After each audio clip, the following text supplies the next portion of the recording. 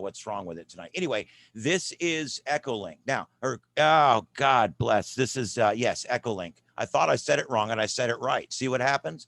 The first Um, time. it's yeah, the third time and I wasn't even wrong, but I still screwed up.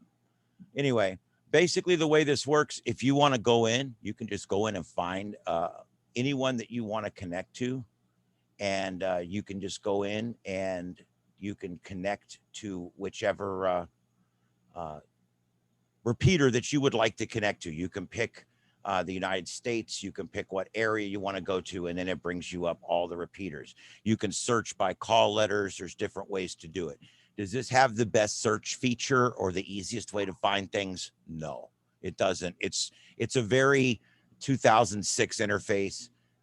They haven't put a lot of work into it, but I think that's because it was all done voluntary. There's no charge for anything, and I'm hearing that it's actually been maintained by different people over time. So there's a lot to it. But if you want to click into any of these, all you would have to do is just double click over here, and you would literally connect your computer to that repeater, and then you could just talk using a transmit button, basically. So what we basically do here is I'm going to now, I know they've gone to the search glass as the search. On here it's the binoculars. I don't know why it has to be different, but we can go to WX4E and it'll come up. There it is right there. That's the repeater. It's -R, which means it's a repeater. If it's -L, that means it's a link or a node. So that would tell you that. We can then double click. I'm not sure if you guys will be able to hear this. That's the only thing. But you would basically just double click on this, and then it will connect. And you'll see over here, it says that KO4EFS is now connected to the Charlotte County node. So if there's any traffic on there, I would hear it in my headphones, and I would be able to talk back to them.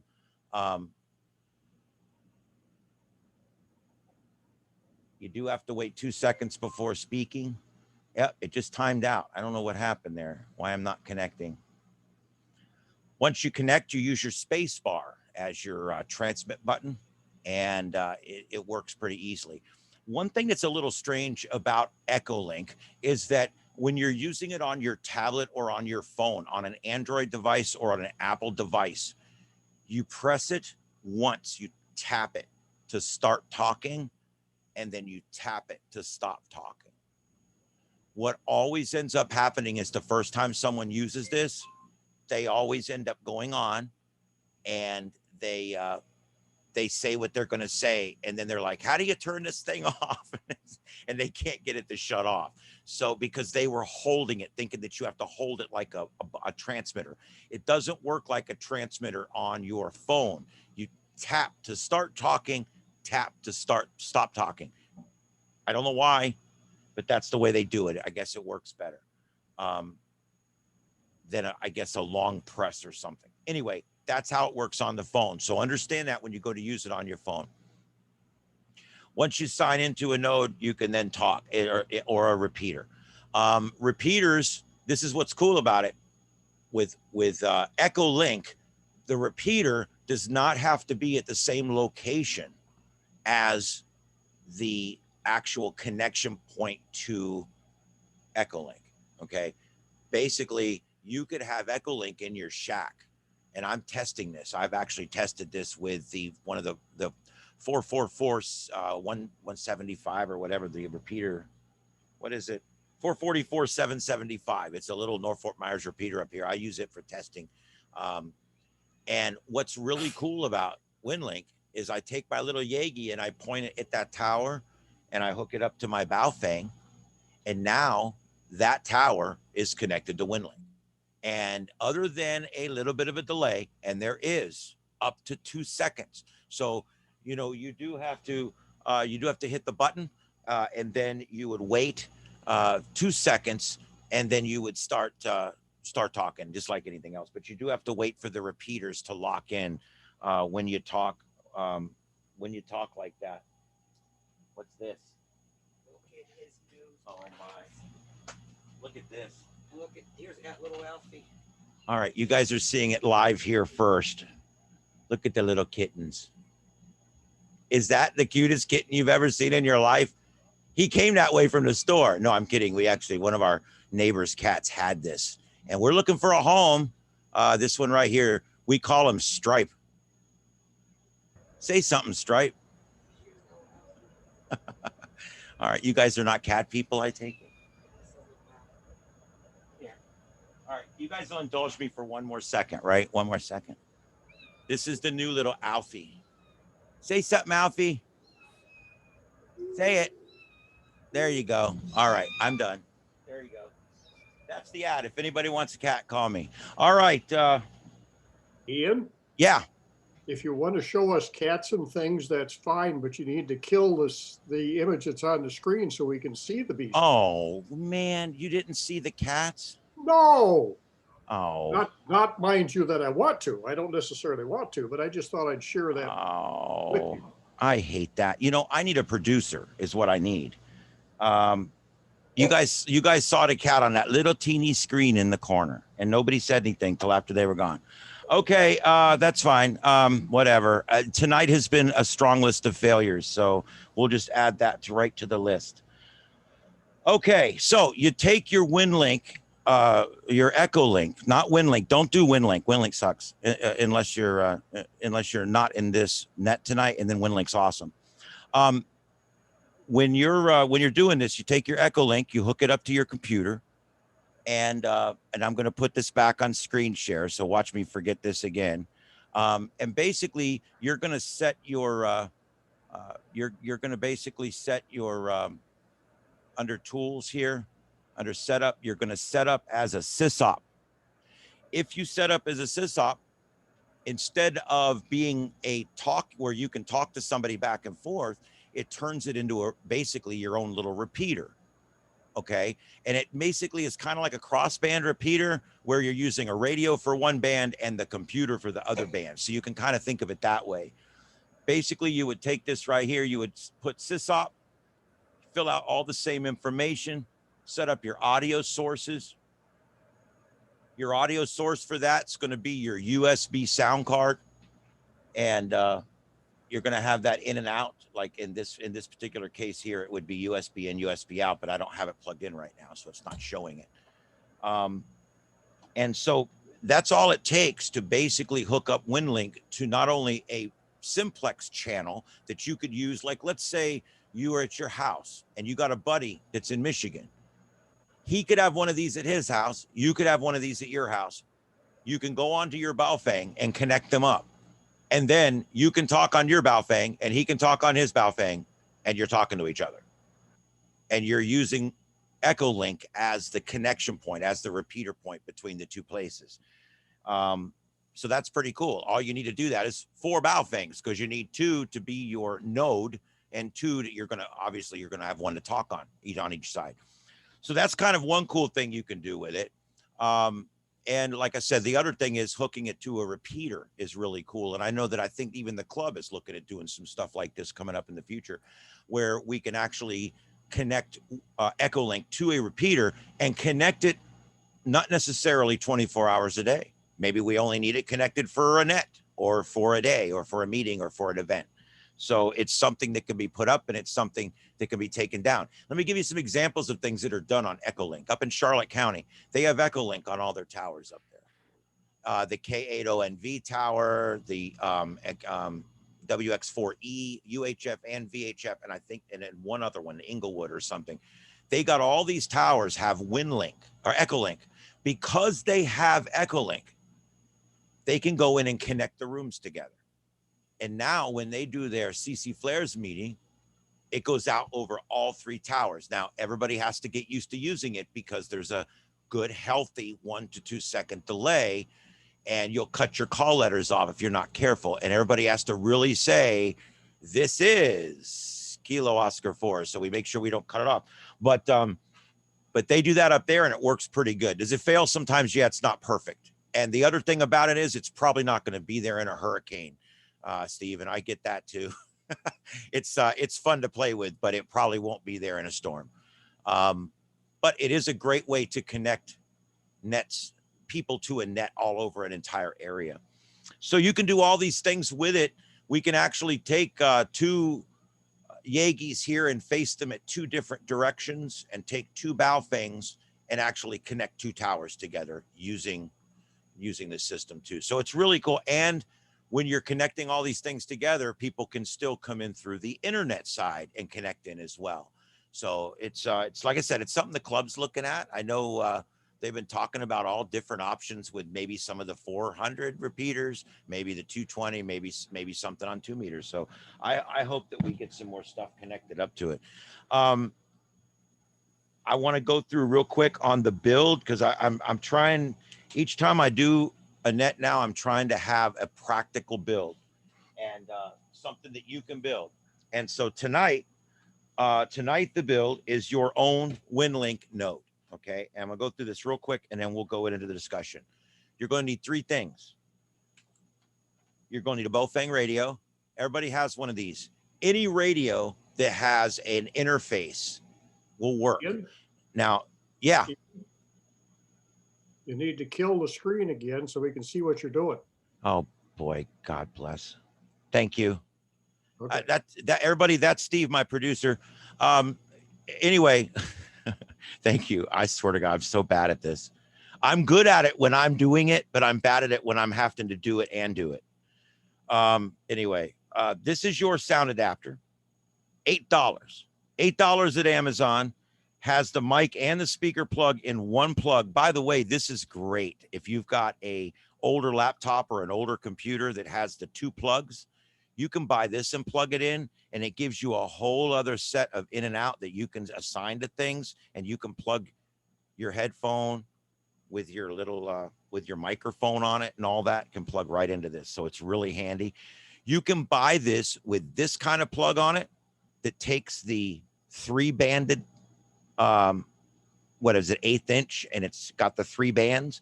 You can buy this one, or you can buy one that has a little box and it's got the red plug and the green plug. So you can do it either way. For the Baofeng experiment, it works best with this because the next thing you need is the interface cable, and it's called the Baofeng audio interface cable. Has your standard headphone plug on the one side, all right? Has some kind of doohickey in the middle there, which I'm sure steps something somewhere. And then right there is there's your 3-banded headphone plug right there. And that 3rd band is your, of course, your microphone. That plugs right into that little sound card like that. And now you have your Baofeng directly connected to your radio. This is supposed to work for WinLink as well. And yes, I said it right that time. It's supposed to work for Echolink and WinLink. Okay. This should work for Vara. And if you're using the old WinLink, you have to download an extra program to do packets or something. And I'm not well versed on that, so I'll pass. But I'm told, and I've read online, people are doing WinLink with this, a Baofeng, and a good antenna. So it may be worth the shot. I'm still trying to get WinLink going. One of the things I will do once I get it going, I've got a license for the high-speed Vara. Once I get it going, I'm going to be hooking up a Baofeng unit and seeing what I can do with it, because I think that's pretty cool. And you want to talk about a small Go box, because you're talking Raspberry Pis. Now you talk about a much smaller radio too. The problem is, of course, the augmented range. You're only going to get a few miles out of it. Okay, so that's pretty much that. And then the Baofeng, where you would program the Baofeng, if you're going to use it on a repeater, you program it just like you would program the radio to talk on the repeater. It's that simple. There's no reversing freaks or anything like that. You simply program it for the exact same way you would program it if you're going to talk on the repeater with the PL tone and all that. And I suggest using the PL tone both ways to kind of prevent errant transmissions going both ways. And if you're going to use it as a node, you would just pick a simplex frequency on one of the low power or experimental portions of the 2 meter or 770 band and set it on there and have a good time. So that's your 2 ways of using it. Then you would just set the Baofeng for Vox. And every time your computer sends sound through that one sound card, it transmits. Here's the key. By using this, you can still leave your YouTube and everything else playing through your regular headphones and your regular sound card. This is just for that. So you can assign it to just Echolink or just WinLink or just whatever it is that you're using. And I think that's so important. What I'm finding out is you can plug in 3 or 4 of these to one computer. I'm trying right now to get 4 audio streams to come out of the same Windows 10 computer using 4 separate ones of these. So this is a real cool project, because if I can do that, then I can free up all my other computers and just have one computer doing all that stuff. This is basically the same thing we're doing with HF. To connect HF, you can use the same sound card to connect almost any old style HF radio or old style VHF or UHF radio. All you have to do is get audio in and audio out from your radio to this. When I got into ham radio for months, everybody kept telling me, you got to have an interface box. You've got to have an interface box. It costs $60. It's called SignalLink. You got to have a box. You got to have a TNC. You got to have this. You got to have that. And I'm telling you guys, you really don't. Do you want to do it right and you got the money? Please buy the box, because trust me, poor man's style is frustrating as hell. But I will tell you that this can get you onto these different services, this little $8 part. And to show you guys how it works, when I got these the other day, I hooked these up to a spare computer over here, put it on FT8, wired my backup HF rig into it, and I made 60 contacts in 2.5 hours on FT8 using an $8 sound card that I bought. And I swear the performance is just as good as I would get off of my Scarlett here, which the wire won't quite reach, but my Scarlett, which is my professional sound card that I'm using right now. That's my professional sound card. And you can see it takes XLR mic plugs. It takes 3 different kinds of mic plugs. Great piece of equipment. It's called a Scarlett Focusrite. We use them in radio a lot to convert analog into digital so we can send it to the station. Anyway, you don't need anything fancy to get on any of these digital modes. All right, I'd like to open it up now for anything on Echolink. Come now.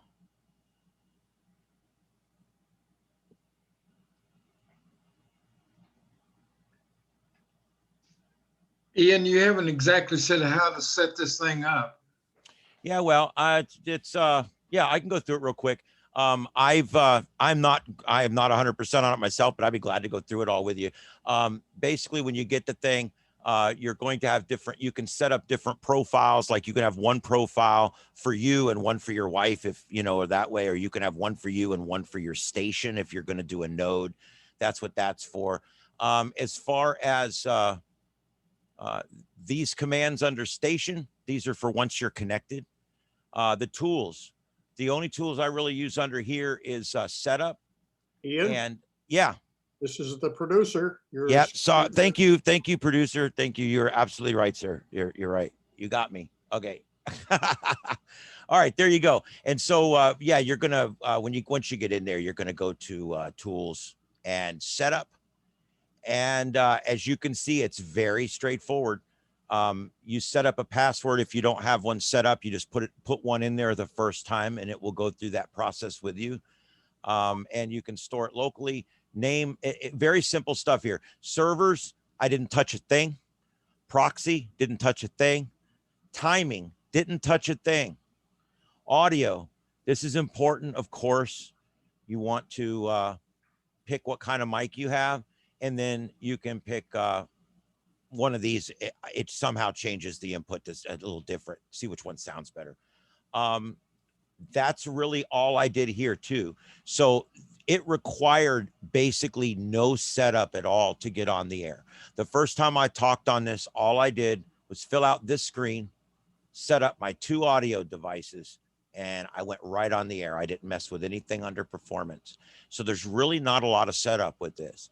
It's a little clunky to use because of the way that you have to search for different things. The easiest way I found is if you want to talk, like, let's say you're from Nantucket and you want to talk on the repeater in Nantucket, I would search for Echolink repeaters in Nantucket in a Google search and then put the call letters in here. That seems to be the easy way to find things.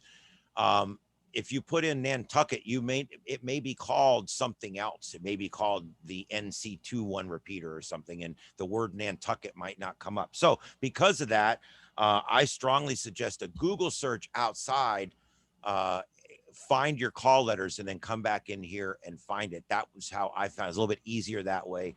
But you can also search, but it's done alphabetically. You can, it won't even let you search by, or it won't let you resort. Notice that? It's kind of an old interface. This is very 2005. But you, yeah, it looks like Ham Radio Deluxe. Yeah, it's It's older really, than that. yeah, it looks like Ham Radio Deluxe. It's really cheap. Anyway, I always get my dig in. There it is. Anyway, you pick the place you want to go to. There's Pickens, South Carolina. I've actually been there. And you double click there and you can see it's connecting to the node. And then once it connects, it will make an announcement. I'd like to let you guys hear that, but it's not hooked up that way. Basically what it would come on and say is KO4EFS connected. And that's it. And that announces that I'm on the channel.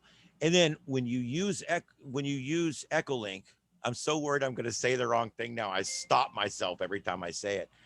You hear that ding dong.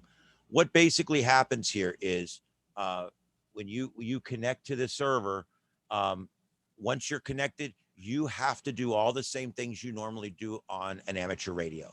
All the same rules apply, the same basic profanity rules apply, and you have to identify every 10 minutes and at the end of your conversation, just like on a regular ham radio, because it's going over a regular ham radio. There is exceptions to that. There's guys that run nets on here that don't actually go out on the radio, and in that case, they would not have to identify. Okay, and then once you're connected, it'll say KO4EFS connected. And that will go out over the air and you'll hear it in your ear as well. And then it'll stay that way. If you're doing a net and WinLink is connected to your net, you'll see a list on the right of all the people that are connected. That's really nice if you're a net controller. When I do the Sunshine Net in the morning, when I fill in net control over there, I think I've only done it once or twice, but I get a list on the right of all the people that are in Echolink that are signed in. So that's kind of a neat thing if you're a net controller, because it gives you that little heads up, and you can also call on them if they're not answering up. Sometimes if they're in for a little while and they don't answer up, we'll say, hey, so-and-so's up there. Do you want to come in now or whatever? I will tell you that nets running with this actually run smoother than you would think. They really do. It's a little messy sometimes with like a double, because when you get a double with this, it's like one guy will go, AB 123, and then you'll hear this guy come on like a full second later, AB 218, and it's not that the one guy actually did it afterwards. It's just there's a little bit of a delay there, and so there's a little weirdness. So what Charlotte County does, what CARS does, is they do it in the order they hear it. And they'll write them both down. They'll say, I just heard two sets of call letters. We're going with this guy first, this guy second. Okay, first guy, go ahead. But that's how they handle the little traffic jam if it happens. It's not a big deal. And I'm trying to think of, that's about it with that. Any next question? Yeah. Yeah. There are usually many more of the repeater stations than single stations, as I Yes. see. And can a single station connect and talk to the repeater or vice versa? Yes. I have never done it, and I do not know how to do it, but it can be done. I apologize. I got all the way to that point and didn't learn how to do that. But you can connect these together, just like in Fusion or DMR, where you can connect this room with that room. You can do the same thing with WinLink and Echolink. God bless Echolink. You can do the same thing with Echolink. I see you smiling, Steve.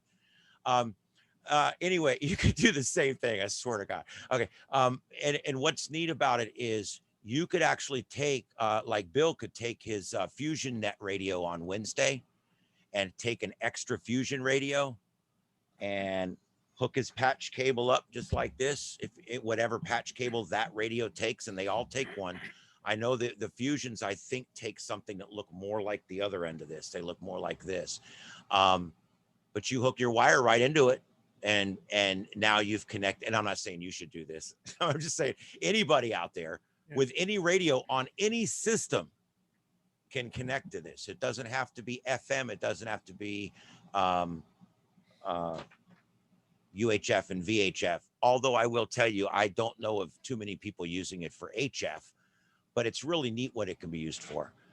The other thing, the other thing was I had a little problem initially because one has to select a certain port. If the port is not right, then they say, you are timing out and you cannot connect. And that was a little problem, but I think I figured it out. Paul, I hooked this up in here and had it working for 36 hours and it was working great. And then it quit last night. And I'm like, oh, I got this whole demonstration set up on this repeater down the street and everything ready. No problem. Got up today, came out here, moved everything to another computer, one that's directly wired into my Ethernet box. Okay. I figured that way I won't have any problems because this one over here has got a little wireless card. This one over here doesn't. Hooked it all up on here, connected once, it worked. Now it won't connect again. So I'm having the same problem you are having, and it is a connection issue. A lot of times this will work out of the box. Ian, a lot of times it won't. Yeah, you have to set ports or something. Yeah, go ahead. there are 3 ports, and I believe it's 5200 TCP and 5199 UDP and 5198 UDP that you have to set in your router to allow other stations to access you. Otherwise, you've got them firewalled. That's exactly what's going on then. Right. And it's funny, it worked a couple times. It worked just long enough to convince me that I was okay. That's interesting that it worked at all because that's very important, and that will screw you up if you don't have them set right. It probably worked because my equipment's so old, it probably doesn't have all the protections that the new stuff has. I'm pretty sure, this has been the case for 20 years. Echolink is very old technology. Right. It was developed more than 20 years ago. It was the first VoIP platform adapted to ham radio. And back when VoIP was obviously very, very new overall. And kind of the backstory is the guy that developed it initially just got sick and tired of hearing about it and walked away from it. And some volunteers picked it up and have kind of kept it running. And then somebody built a smartphone app for it. And boy, it's taken off again. But it's the same technology that's 20 years old. And, Ian's right, you can interface it with about any radio with a cheap interface. You do have to have those ports open on your router, and you have to have pretty decent audio connections. John, can you repeat the port numbers again? I believe it's 5198 and 5199 UDP and 5200 TCP. Okay. But I'm not 100% sure of that. Go to the Echolink website, and they've got help files that will tell you exactly But I believe that's right. It's been a long time since I set Echolink up, but I'm pretty sure that's right. But double check me on it. Don't take my word for it. Okay. Well, thanks, John, because that's my problem as well. So I think you've probably helped several of us in here. I really do appreciate that. Frustrating. Yeah, go ahead, Steve. Okay, you haven't mentioned it yet, so I'm going to. I think you alluded to it at one point. There are apps available for the Android phone and the Apple phone that are very easy to set up once you download them to your phone. They're very easy to set up for Echolink. You have to have a ham radio license, of course, to make it work. But once it's set up, a couple of things to do it. Once it's set up, it works like $1,000,000. I've used it on my phone for years. W9 GPI back to net. Yeah, I've got it on mine. I love it. Like I said, the only thing you got to remember is it's touch to talk and touch to release. But I'm trying to see if I can do a quick search here. But yeah, this is the app. You guys can see it there. And it's basically, there's your transmit button down at the bottom. And if we were going to connect, you could see there, I've got my favorites in here. I don't know why this thing's not even connecting here. What's going on? But that's weird. Oh, wait a minute. What's going on here? Nothing's working over here tonight. Oh, wow. Anyway, you just this is frustrating. This is like the 5th thing now that's failed me in a row, and it's like it's not signing in. I'm wondering if we're having some kind of issue here or something. But anyway, I wanted to demonstrate it, but that's not going to happen. But yeah, he's right about that. You can put it on Android phone, on a tablet, on an Apple, and it doesn't cost a thing. Next question.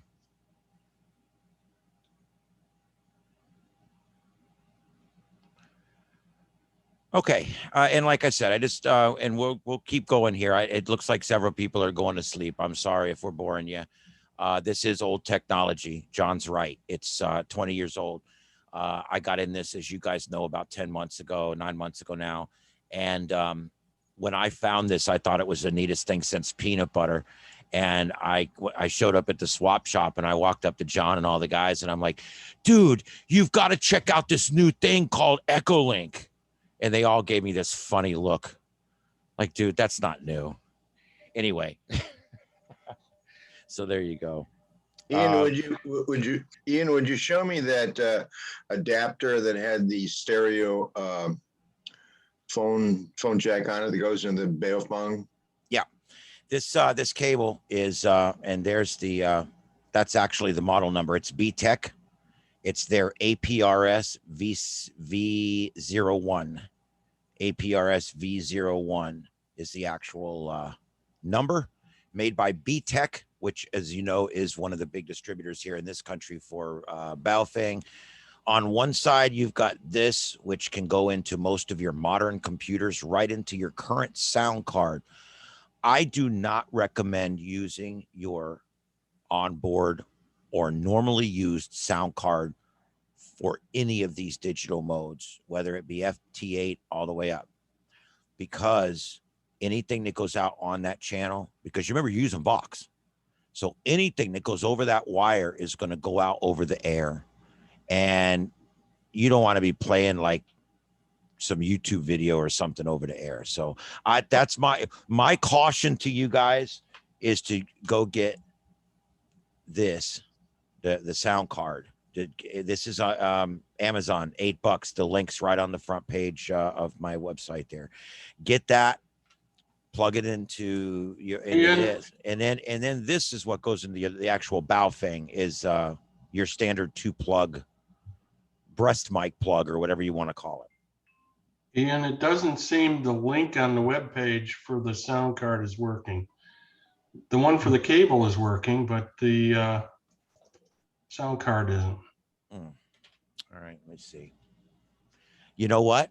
I'm sure it isn't, the way things are going tonight. I'm absolutely convinced that it's not working.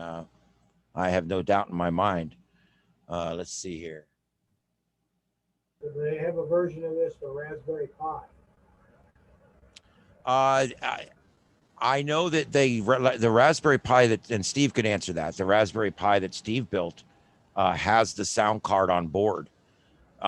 Remember, all you need is a sound card. The only reason I'm recommending 2 sound cards is because you normally use your computer to do other things. If you're using a computer, like I got a couple of computers over here, I do nothing but whatever it is I'm doing with them. I can actually just use the onboard sound card because I got system sound turned off. I don't have any browsers open. I have nothing that's going to create any errant sounds over the radio. But if you're using a primary computer, I definitely recommend the secondary one. I'm checking that link now. Can I make a comment here, Ian? Sure, anytime.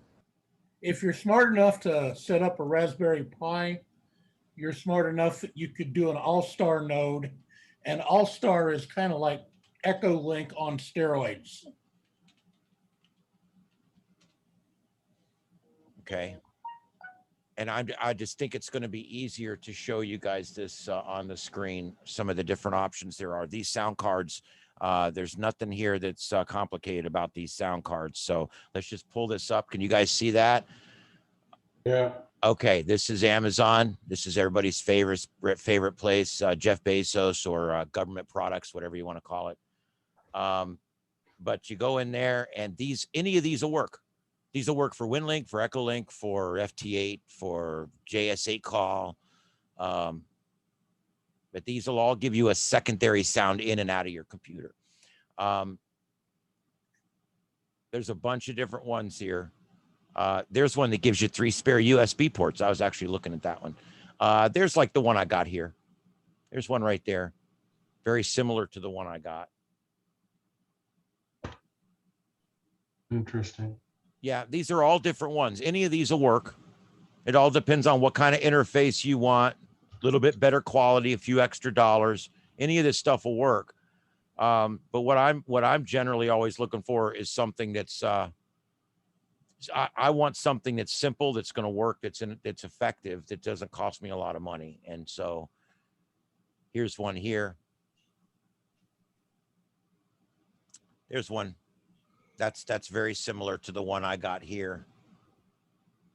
I did my research. I actually found one that was like $8. It was $7.90 something, I think it was. And I'm already using them. They're working fine. So any of this stuff will work. Here's one here for $11. And this next check I've got on, I don't know if you guys do this on my Amazon now that I'm back to working full time again. I'm working 4 jobs, but it gets me at about 60 hours a week, which I call full time. And I actually go in and I will put stuff in my cart. And there it is. That's the actual one that I quoted you guys on the front there. That one's $7.99. And I'll pull it up so you can actually see the product. Let's see if I can.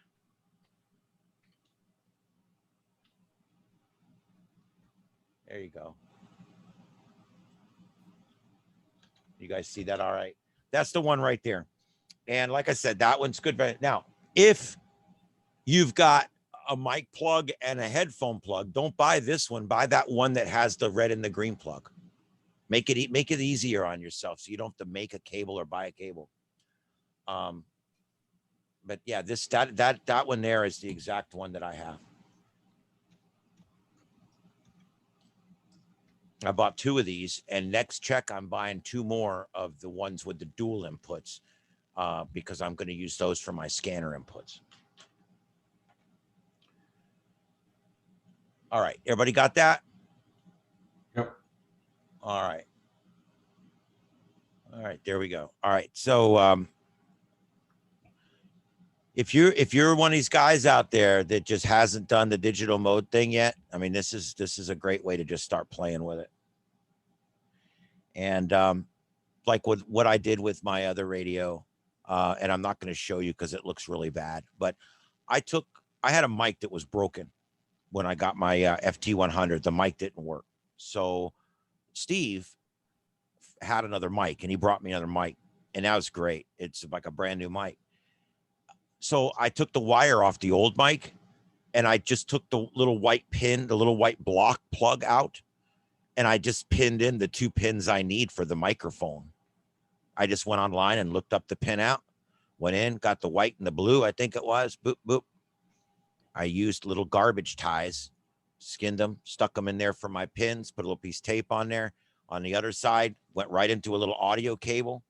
That audio cable comes out, and it goes right into the computer. And that's all I did was it's microphone out, the 2 wires that come out of your microphone, somehow to the 2 wires that go into your microphone, into this, and on the computer, go into the microphone on the computer, speaker. It's so simple. Microphone to speaker, speaker to microphone. I thought digital was all this complicated mess, and it's really not. You just have to get it into the computer, from the computer to the radio. That's it. That's all you have to do. And I'm at the point now where I'm running FT8 on one computer. I've got 3 scanners feeding right now, and I've got an Echolink node that's kind of up that I'm working on, and it's all going on at the same time. And now I'm working on getting multiple things on the same computer because I want to consolidate computers. So, all right, anything else on Echolink? Echolink. You got to say that like 3 times. Echolink. All right. All right, very good. Like I said, just to recap, I wanted to make sure that we knew this one because it's an old technology, but not a lot of people knew about it. And you may want to go ahead and install it because I think it's going to be available here locally. I put in a recommendation to the club so you guys know that we add Echolink to as many towers as we can add it to, either at the site or remotely beaming. One of the very, very cool things that happens in Charlotte County is when their members go up north for the winter, they stay active in the club. They come to the meetings. They still come to the club meeting. They still come to the CC flares. When they get on there, they still come to the different things because it's available on Echolink. And I would love in the future to at least have 1 net a week, maybe the club on the air meeting or something, where all of our members, regardless of where they're at in the world, can check in on that net. And I think that's going to be awesome. And we'll get that one day. Other than that, anything else on Echolink? Anything else? Ian? Yeah. One comment for anybody who's thinking about playing with this and using it to connect to a repeater. The 3 county-owned repeaters are not available for this service. That is to say the 146685, the Racy's repeater, the 147165 downtown, and the 146820 at FGCU are all county-owned repeaters. Don't screw with those because you'll jeopardize our relationship with county radio, and we don't need the problems there. Okay. Right. And I also recommend that you don't hook these up to a repeater at all unless you're doing testing or you're using it for a specific period of time. These are not, if we're going to hook one up to a club repeater, we'll do that as a club. I'm doing it for testing and then I turn it back off again. I don't leave anything hooked up overnight. I announced that I'm testing and I'm using literally the lowest used repeater in the whole county. So I purposely went and found one that's close by that no one ever uses. I listened to it for a week. Yeah, go ahead. Yeah, you should never connect anything to somebody else's repeater without permission of the repeater owner. That's just good amateur practice and good common sense. Yeah. That said, if the club, and I know it's in discussion at the club right now to do an Echolink repeater, which I think would be cool, and I fully support. But if we have one, you don't need anything but a radio that will do DTMF. Yep. You know, you don't need the software to connect to Echolink if there's an Echolink repeater within RF of where you are. Yep. And you know, there are commands that will do the things you need to do with it. all from your DTMF keypad, whether that be on your Bofang or ID 5100 or whatever radio has on. So I just want to clarify that you don't need anything special to do this if there's a repeater close by. Most of us here can probably hit that WX4E repeater. It's got pretty good coverage down here.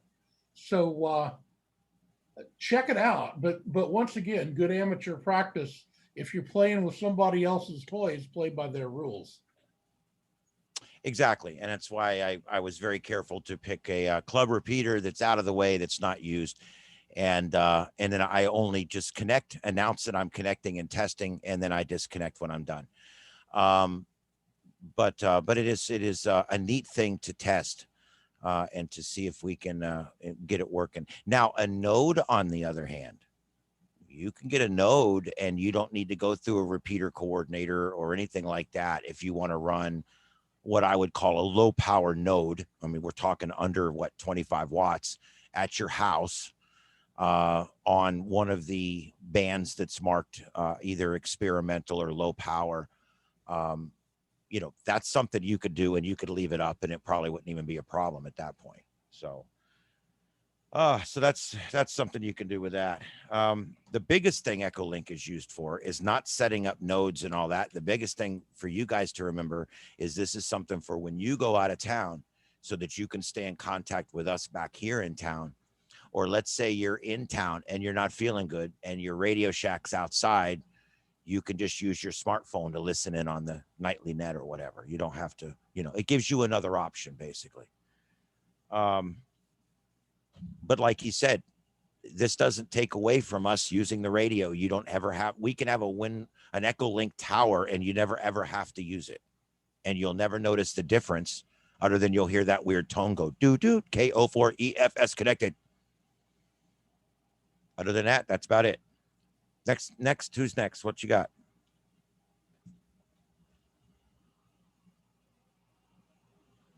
Okay.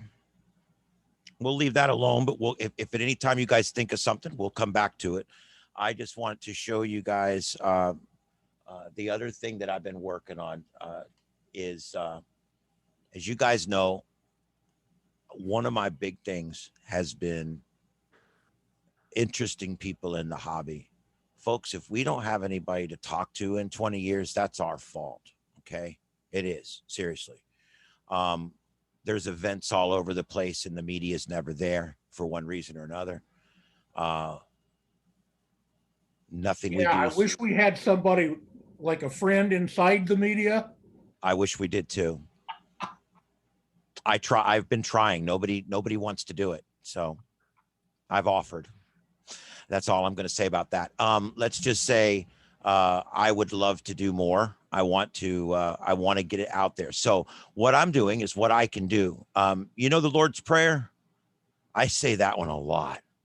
And so what I had to do was figure out what I could make a difference and do. And so that's what I'm doing. I can't get anybody else interested in doing it. So I'm going to try to find some way myself to get this hobby in front of more people that are interested in radio. And do you know where that is? Scanners, Broadcastify. I mean, if you think about it, most of us have spent time over there. I know I use it all the time, and it's an amazing service, and it's something that's just literally available to everybody, and it's free, and it's all provided by people like me that are providing feeds. These are the 3 feeds that I'm currently providing. Yes, SARNet's offline because I've got that computer right now tore apart because I was trying to make Echolink work on it. Rawr. I'll have to get that going before I go to bed. But I put these up. Why? To interest people in the hobby. Nobody hears what we say. Let me ask you this. If you're out there and you're online, you're going to want to hear. If you hear something, it's going to interest you. If you don't hear it, it's not going to interest you. These people come here looking for something interesting to listen to. All I'm trying to do is provide another thing to listen to besides cops chasing people and firemen and extinguishing things. there's got to be other things to listen to. And so I'm giving them that. I even put our net times and stuff on here so that people can listen in on the nets. But this also gives you guys the opportunity to hear the nets when you're out of town, or when you're, let's say you're in the other room and you want to listen to the Aries net. You've already checked in. You want to listen to the end of the net, but you don't want to sit here in the shack. No problem. Throw on your stream and walk into the living room. It's going to be great for us because it gives us our radios that are available now on any tablet or any device, on any computer, anywhere. You can now listen to the 685 repeater if you need to listen to that. If you want to listen to the NTS traffic net in the morning, like me, I'm trying to learn how to do traffic. Okay. I still don't feel comfortable with it. Want to learn traffic. I want to do it. If you want to listen to that net now and you don't have your radio, let's say you're in your work car and you don't have your radio, but you want to listen to NTS, hook it up to your Bluetooth, pull up the app. Now you can listen to the NTS every day at 10 o'clock and start getting down what you're supposed to do. This is what it looks like. It's called Police Scanner is what it's called. And my wife's from Baltimore. That's why you see that. But you can see all, these are my favorites. And I've got, there's Lee County, Fort Myers Amateur Radio Club, all the stuff there. There's all of our repeaters. And then, of course, down at the bottom, there's SARnet, which is offline right now. And you just click the button, comes right on. What a wonderful thing. And I love it. I listen to police scanners all the time. You know, I used to be in public safety for years. I love listening to scanners. Something else, if you guys don't have this app, this is one you should have. It's called Police Scanner. The neat thing about, I think it's called Police Scanner. Hold on. But this particular one, Scanner Radio, it's called Scanner Radio. All you have to do is go to your app store, whichever one you use, and put in Scanner Radio, and this one will come up. And let me show you the feature that I use the most. It's called Top 50 Scanners. You know, I'm in news. You want to know what's going on around the world? It's right here, Top 50 Scanners. It shows you the top 50 scanners in the country, and you can go there and you can pick which ones you want to listen to.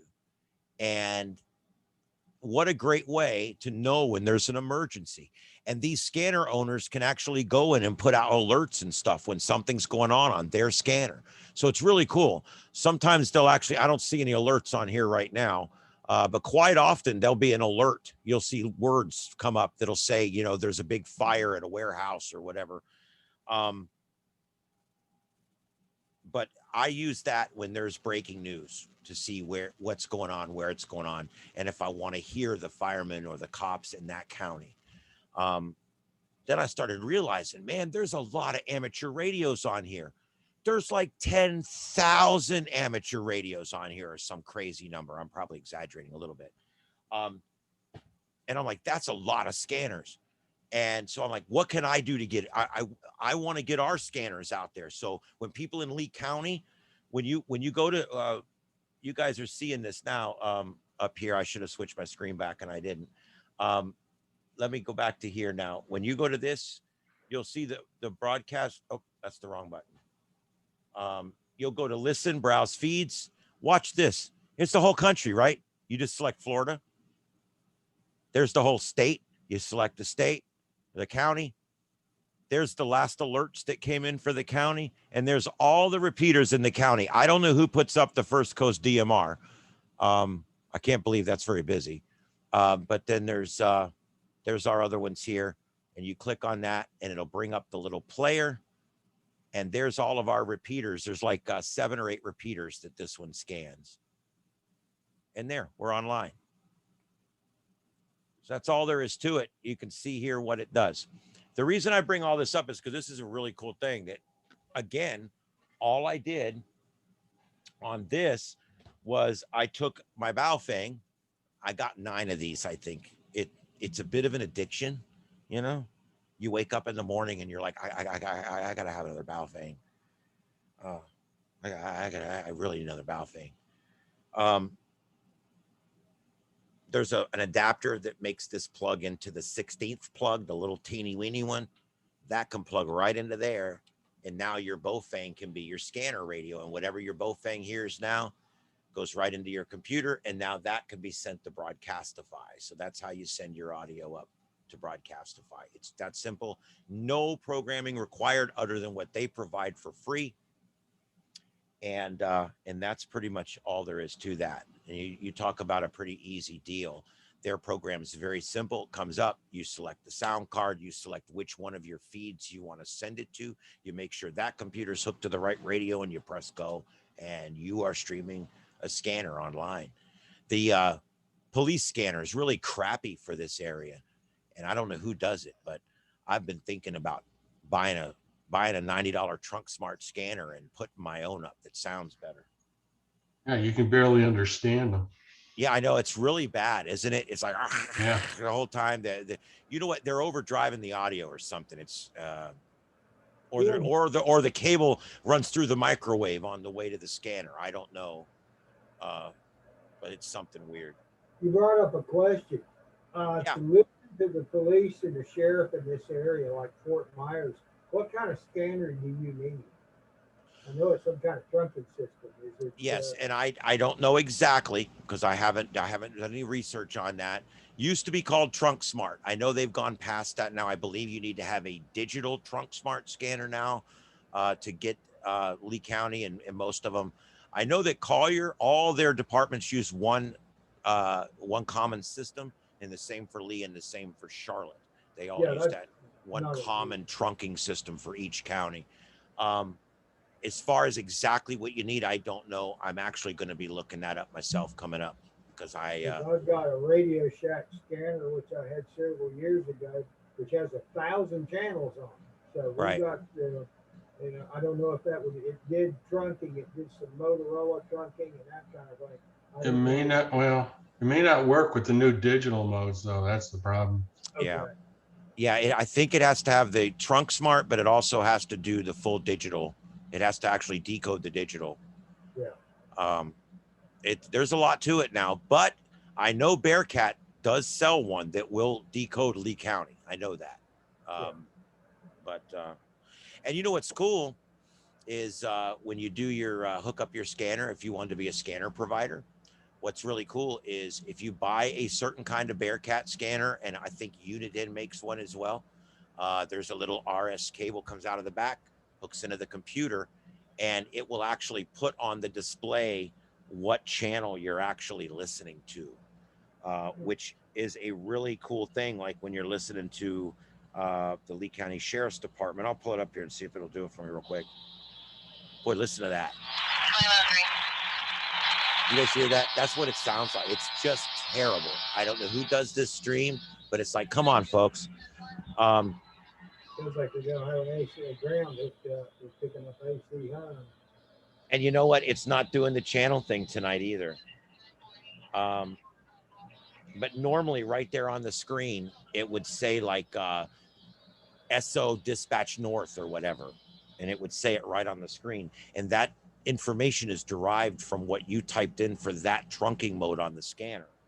So another thing I read about online, but I didn't actually find it for this area, but I'm told that there's actually code plugs for scanners now that you can get online, and they'll have the trunking system setups for different counties and stuff. So that's something I'm going to be looking into as well. There's some scanners you can buy that have got the whole database for the whole country in it too.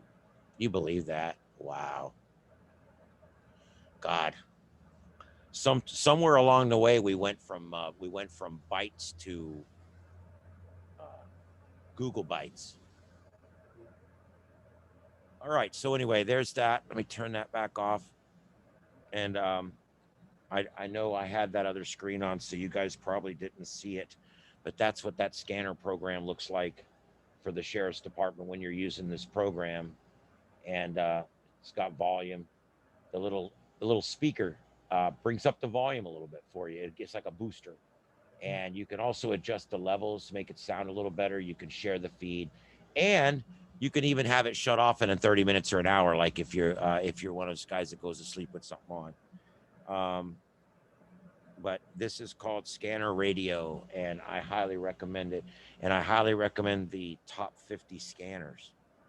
Um, Something else you can do with it. This is really cool. Let's say you got a hometown, Peoria, and you want to know when something big is going on in Peoria. You go to the scanners and you set alert thresholds for Peoria. It sounds more complicated than it is. It's pretty easy. You go in there and you tell it, that scanner in Peoria normally has maybe 10 to 40 people on it. You tell it, the moment 100 people listen, send me an alert. And that way, if something happens in your hometown, your phone will go off and you'll know it before the news stations ever post it. I have found the scanner alert will alert me to breaking news, like a plane crash or something, 10 or 15 minutes before my Fox and Wink news alert and stuff goes off. Because it takes time to research it, verify it, write it down, send it out. It takes time. I'm getting something on a scanner that happens almost instantaneously. As soon as something happens, a buddy tells his buddy, a buddy tells his buddy, and next thing you know, there's 1,000 people listening. So it happens so much faster than the news cycle. So you'll actually be ahead of everybody on the news if you have that thing. It's pretty awesome. All right. Anything else on Broadcastify or Scanner Radio, the app? Okay, let's do open topics. Anybody want to go back to Echolink or anything we've talked about tonight, or any other topics that are technical related? Come now. Yeah, N3XGL, this is Artis. I got a question here. Okay, Artis, what's up? Well, while we were talking here, I did go on my app and downloaded Echolink and tried to register it, and somehow my N on my November on my call sign got crossed up and it got an M for Mary, and it's got me registered as being in England or somewhere, and I don't know how to correct that. Well, I don't know if you can change your call sign once you've registered. What you may have to do is just start the process over with the right call sign, and hope that they still let you use that same email address. Okay, if not, I just use another email address. But yeah, because I got the it sent an email and said, no, go to my email and verify. Well, I went there and saw that it's a M3XGL. And I thought, oh, so I guess on my phone here the letters are so close I didn't realize I'd get an M instead of an N. So okay, well, I guess that may be what I have to do. Artis, did they not have to ask you for some documentation to validate your license? Yeah, they did ask for the documentation. They said that I need to document it with my with my certificate, but it came back with the wrong call sign though on my email. So they didn't catch the fact that it was a United States license and a Great Britain call sign? No, they didn't. That shows you how much attention they're paying. John, are you referring to all the humans that didn't look at that? Exactly. Okay. Can you verify that with your FRN?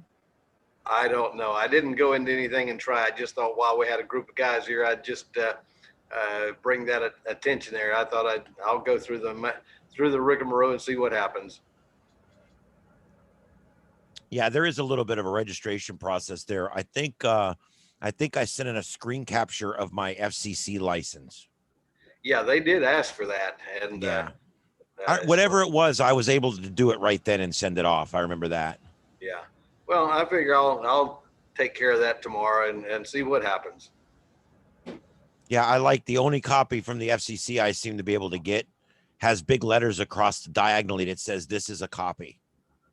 Yeah.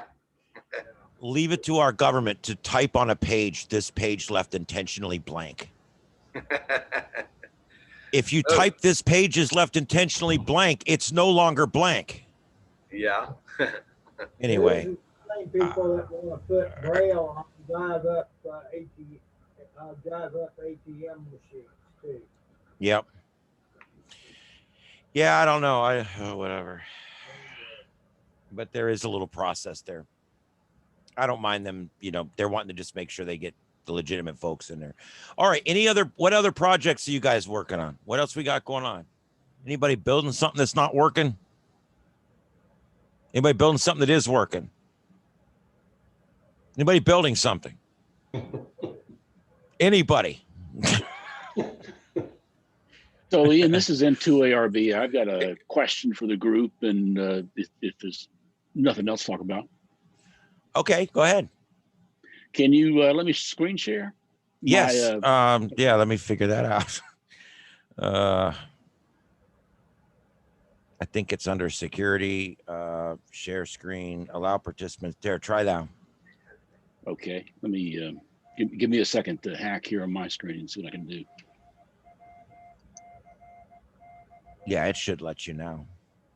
Let's see. Oh, there we are.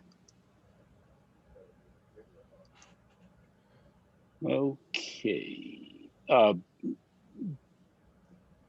don't know how I can get it in. Oh, there it is. I was looking for just a simple way to take one really good microphone and then switch that to various rigs. And was kind of surprised I didn't come up with some immediate hits, but I did come up with one design. So this is the idea I always wanted to do, was take one really good mic that, you know, has audio's been conditioned and everything on, and then I can just soft switch it and then route that audio to whatever radio I want to.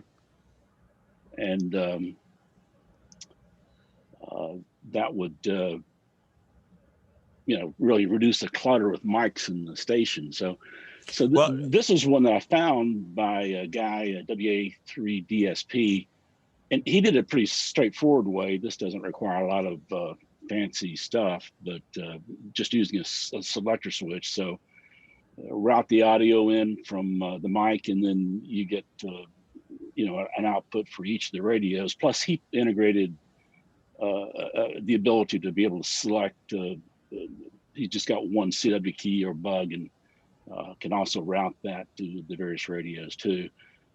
So this is pretty straightforward, because if you can find a wafer deck selector switch, you can do this up, and you know, you got a lot of wires and so forth, a lot of soldering, but you know, hey, you know, it works. The problem, and that's actually big enough I could solder it. Yeah, the problem is these wafer deck switches, which you used to be able to get, you know, kind of kits to make whatever you wanted to do. These things are really becoming sort of like vacuum tubes. You know, they're hard to come up with. So I was thinking about maybe using an analog device's audio switch, a little dual FET kind of a device, maybe. And then doing something along those lines, or maybe even small relays and so forth. But I was wondering if there's something off the shelf, or if somebody's got an idea about a different way to do that. Just wanted to throw that out. So that was it, Ian. Thanks. Okay. I hate to go first, but I'll tell you what, I was working on something similar to this. I'll tell you, somebody that's built something already is Steve. He's built 2 setups down at the EOC. That actually use 2 different mic stations that can operate 5 different of the same 5 radios, which is actually an amazing thing that he set up there. He did it all with toggle switches, and a really neat design. So if you've never been in the EOC down there and seen the setup that Steve has there in our EOC room at Lee County EOC, it's similar to what you're talking about. It's probably a little fancier than what you're talking about. The other thing is, I wanted to do the same thing. And I kind of set up a little miniature version of what you're talking about with a toggle switch that had a left and right position. It was just basically a 3-pole switch. So it would connect you put it right, it would connect these 2. You put it left, it would connect those 2. Right. And what I did was I hooked the mic basically into both radios automatically. And then I took the PTT switch. Yeah. And I ran the hot for the PTT switch through the toggle. And that way I could use this mic through my soundboard and then just switch the toggle switch to which one I wanted it to actually go over. Yeah. And that worked, because it didn't matter that the audio was connected to both radios, because I was only actually tripping the PTT function on one of them at a time. Right. So that would be a lot less complicated. Yeah, that's another way to get around, get the answer, isn't it? Sure is. Yeah. It's So I mean, 4K with one. yeah, go ahead, Dave. Yeah, I have a Heil sound microphone, and I have two ICOM transmitters. I have the 76 Pro, 56 Pro, 756 Pro, and I have the 9100. And I wanted to use the one mic on both. If you remember the old AB switches that we used Yeah. with computers, whenever I saw one in a junk box at a Hamfest, I grabbed them because they're nice little project boxes. You can build anything in them of a small nature. So I took one of those AB switches and I took off the serial connectors that were in the back, and I put microphone connectors in there. So I have one microphone connector going in for my Heil, and then two going out that connect to the two radios. And I bought those little extension microphone cables at the Hamfest to plug from the box, the AV switch, up to the radio. And that works really, really good. I just select which radio I want. Now here's a caution. I've been experimenting with the satellite, with the ISS, sending digital up there and receiving it back. And when I'm in the digital mode, my microphone is hot. And I monitor my transmission with a Bofang. So I have to make sure that I select the opposite transceiver or I get feedback. Oh, yeah. Yeah. Interesting use of an AV switch. That's another trick.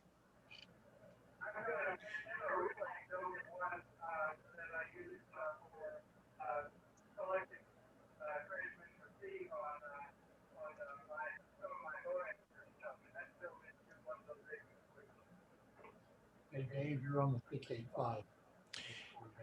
And the only other thing that I wanted to mention, and this is important, please heed my warning. Some radios, most of your big ICOMs, send phantom power out the mic plug. Yeah, you got to be careful of that. Yes, and if you're not prepared for that, you're gonna see the appearance of the magic smoke. Right. So, right. Yeah. So just good point. Some radios, I think ICOMs are 48. No, 6 volts, I think. Yeah. And I ran in the one that was 48 volts. So you just got to watch out. The Kenwoods are 8 volts. 8 volts. So just watch out if you're going to hook up anything to a radio. Just go in and check and make sure there's not phantom voltage in the plug. Right. On the ICOMs, the phantom voltage is combined with the audio input. So in other words, if you hook your sound card up to those 2 wires that is technically the sound in, it's sound in and it's energy out at the same time. And it brings the magic smoke. Yep. So if you're using an ICOM, there's an easy way to do it. If let's say you're using an ICOM and a Yaesu and the voltage is different, you just have to get the little plug to null that voltage out before you go into whatever system you're building. That would maybe be a good way to do it. I want to look at the Isle Sound website. He's got a lot of information there. Okay. Yeah. Different radios. That would be a good place to go. Yeah, that was another thing. It almost looks like, based on the research I was doing, that for what I wanted to be able to do, which is to have an extensible system, I could make this for as many radios that I wanted to. Like what Ian was saying, you got to watch out. I wanted to use a dynamic mic, because it gets the physics of sound rejection out of the way right off up front, and then then you've got decent audio to work with for everything else. But then you got to watch out for things that, like what Ian was saying, that have got phantom power and you've got dynamic source. And so I for what I'm probably wanting to do, I'll probably wind up having to kludge something together out, with that can actually condition the output for each radio, and would be individually configurable in the output. And the pin out is all different too. Yeah, right.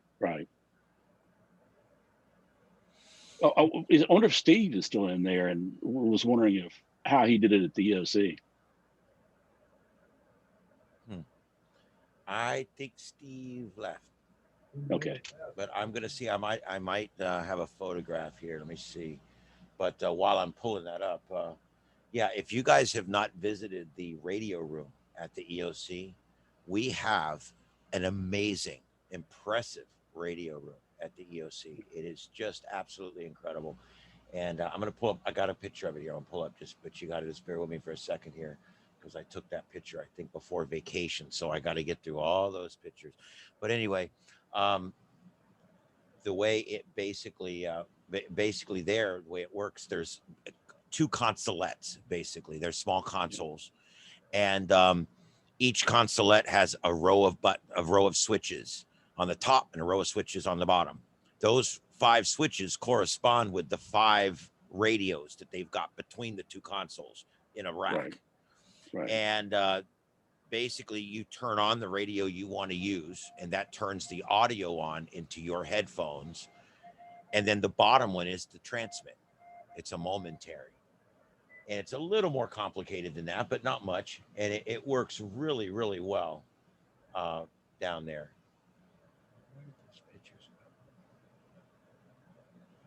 Oh, well. You talked about having a hard time getting those wafer switches. I wonder if you can get push button switches.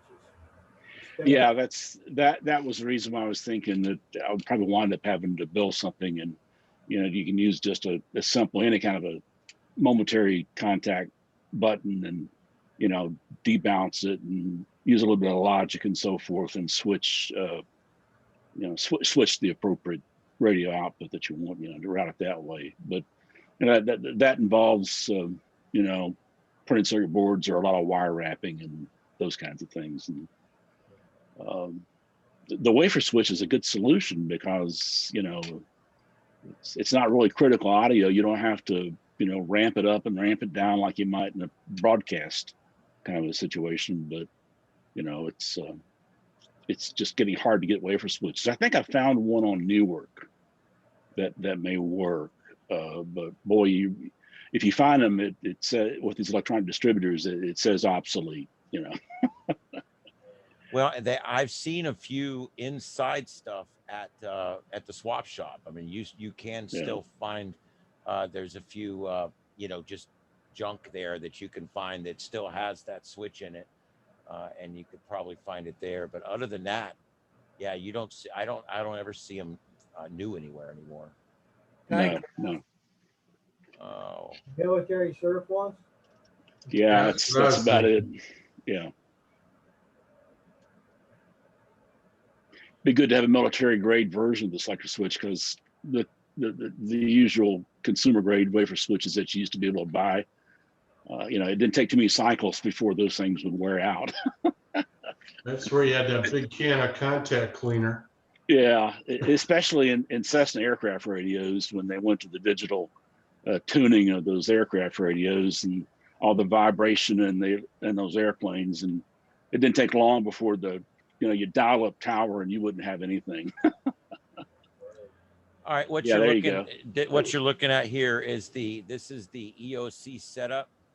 Yeah. And he basically has, there's your Kenwood radios, right? UHF, VHF, and these 5 are hooked to those 5. It's pretty straightforward. There's not a lot of learning curve, which is nice because there's a lot of different folks that use this stuff. So yeah, it's pretty straightforward because all 5 radios are the same electrically, and so it's some pretty straightforward switching there. Yeah. You don't have to worry about anything being different. Yeah, that's true. That's why I said I think your best bet is to null everything out to where you're dealing with the same voltage across the board as you get to your box. Right. That's got to be the only way to do it, because the setup I was envisioning, I'd be able to route the audio to a HF radio or an old Motrack or whatever, right? Yeah. Anything except a Chinese radio. Hey. Careful, Ian gets a promotional consideration from Bofeng. That's right. They could send me some more $20 radios. Hey, let me tell you what, the smoke, when it comes out of the Bofeng, I get a little sad, but it don't last. if smoke came out of one of my ICOMs or my Yays, Yeah, I would cry. Yeah. Oh, anyway, this is our radio room for those of you guys who have never seen it. And I'll give you the quick little $2 tour. Up here, there's a couple of different satellite radios to talk to the government. Down here, these are our 2 consolettes down here with the mics. Notice the little transmit button on the mic. And there's a headphone plug, and they work really cool. Steve and I went through them one day and played with them. And I was really, really impressed with the way this is set up, because both people have access to the same 5 radios. And when one person has it turned on, it disables it for the other person. So it prevents errors. It keeps things moving in the right direction when you're in there and it's hectic. You move down a little bit, got some big power supplies here, because right here we've got our DMR radio, our Fusion, actually, no, not Fusion, D-Star, DMR are both right there. And then I'm trying to remember. That's our HF rig there with our tuner. And there's the WinLink, I think, for a link for that. And that's another satellite phone there for State EOC, I think. There's our EOC Baofeng. That's there for John. When John comes, we give him that radio and we make him stand on the roof. That's for the weather. That's for the weather reports outside, right? That's right, John. Go out and get us another weather report. And then there's our Marine Band, CB. Yes, we got a CB radio. I don't think the antenna's on the roof right now, but yes, we have a CB radio. And Marine Band, of course, the Telltale White radio. And this is actually a county 800 megahertz, or I don't know what megahertz it is now, a trunked system radio. Right. Let me just say that to keep it simple. That's a trunked system radio. That's a Lee Memorial Health System trunked radio. And then this is your WinLink system over here on the left. Down here, we can switch whatever antenna is hooked up to whatever radio at will. That's really cool. I want that in my shack. Yeah, of course, I actually want all of this in my shack, but but anyway, yeah, there you go. There's some close-ups of some of the equipment. That's your D-Star, DMR, low band, HF. Am I right on all this, John? You know a lot more about this stuff than me. You guys have done a great job with. I can't see it well enough to tell. Yeah, I think I'm right, because I just went through it with him not long ago. I know that's the WinLink. See, you can see up here. That's the mail server. And that's the APRSI gate, right. And that is the W4LCO email server for WinLink. And then, yeah, like I said, that's the Lee hospitals. That's the trunking system for Lee County, and that's the Marine Band, and that's the CB. And yeah, and then we're back.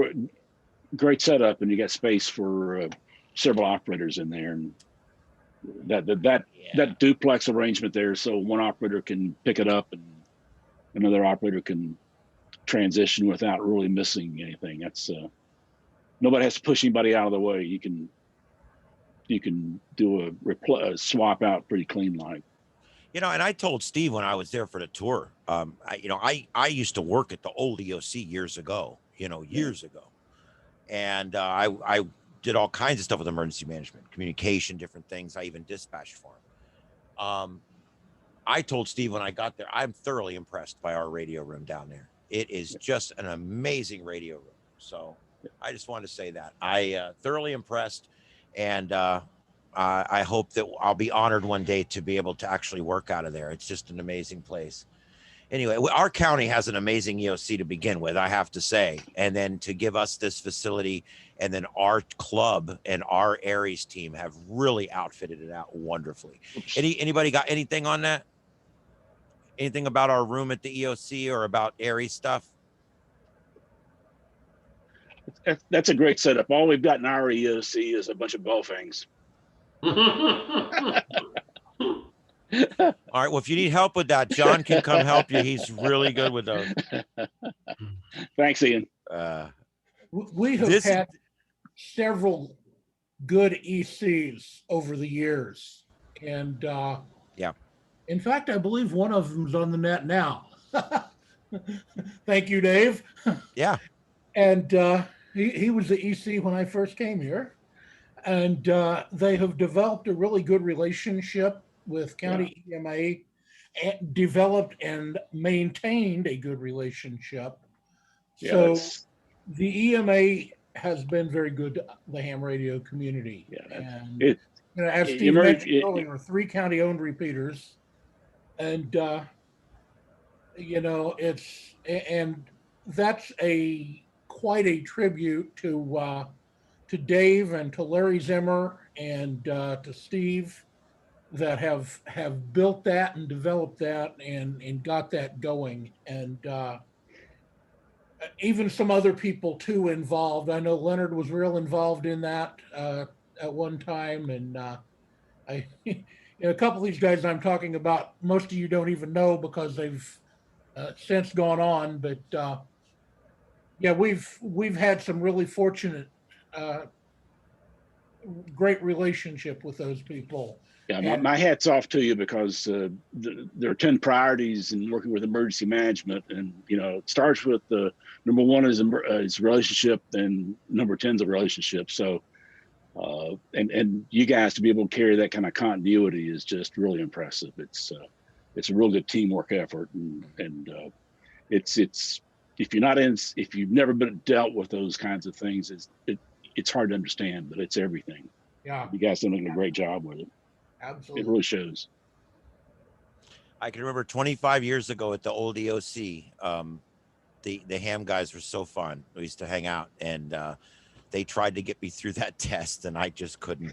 I couldn't hear the code back. I could send it, but I couldn't receive it. I'm dyslexic. Anyway, I had a great time. Back then, they had a desk at the EOC. Now they have a room. I mean, that's a hell of a promotion. So yeah. I mean, hey, maybe eventually, maybe our own wing. But anyway, what is EOC? That's the Lee County Emergency Operations Center. It's located out off of Ortez, and it is where they activate this building anytime there's an emergency of a scale where we have to coordinate multiple agencies. And what they do is there's a large room there they call the war room, and there's other names for it. We used to call it the war room. And when you walk in there, it's just a bunch of screens and tables and phones, and you go in there, and what they would do is they actually have a representative there from every single organization out there, every single different thing. There's a guy there with Lee County EOC or Lee County EC, the electric company. There's a guy there with FPNL. There's a guy there with Lee County Sheriff's Department, Sanibel PD, Fort Myers PD, Cape Coral PD, all of them. There's another guy in there that has from Animal Control. There's a guy from Red Cross. There's a guy from the Salvation Army. When I say guy, very generic because it's mostly women, a lot of women too. And they're all in this room together, working together. So when the Red Cross guy goes, hey, I need a fire hose for some stupid reason, he can just walk over 3 tables and go, hey, I need a fire hose. What can you do to help me? And it turns into basically this big government bartering room where they all work on the problems that are going on in the county. And that's basically what the EOC, their primary function is to be that point where a representative from every facet of public safety and emergency service and public service all come together to coordinate their efforts going out into the field again. And then also the building serves as basically our peacetime planning center, where these people, we have some people that work there all the time and they're always ready and that kind of stuff too. But the amateur radio, it's not common in every county to have a great relationship with EOC or with your emergency management. It's not a given. As a matter of fact, some EOCs don't even work. They're amateur guys. They'll go practice and their EOC does their thing, but there's just not a lot going on between them. And that's a sad thing. With us, we've got it going and that's awesome. It is what it is. The main thing we're used for after a disaster is we all are assigned shelters. We're all assigned communication points in the field, and then we all go there before, during, after the storm, whatever the whatever the scenario calls for, we will go to that location and set up a communications point from where we are back to the EOC, or from where we are to a relay point to the EOC, so that we can transfer voice or preferably WinLink messages back to the EOC about what might be happening at that shelter or at that location. And then if a cop's in the area, fire truck's in the area, the shelter themselves, civilians, anybody in the area that has a problem and can't get communication, can't get help out, we would then become that comm point between the service provider and the EOC. Look, we got deputies here, their radio system's completely gone out again. You can let us know what you need to let them know. Give us a list of addresses they need to check or whatever, and we'll pass that along. And we just become this very integral communications point for a short amount of time until the infrastructure begins to return. After Charlie, cell phone service remained spotty, but we had spotty cell phone service most places in Lee County. Charlotte, on the other hand, there was areas that were without cell phone for several days. So there was a need there. After Irma, in Lee County, we really didn't do a whole lot after Irma because the cell phone service actually stayed up. So a lot of it depends, like after Katrina, Aries was used quite extensively after Katrina because there was a lot of infrastructure that went down.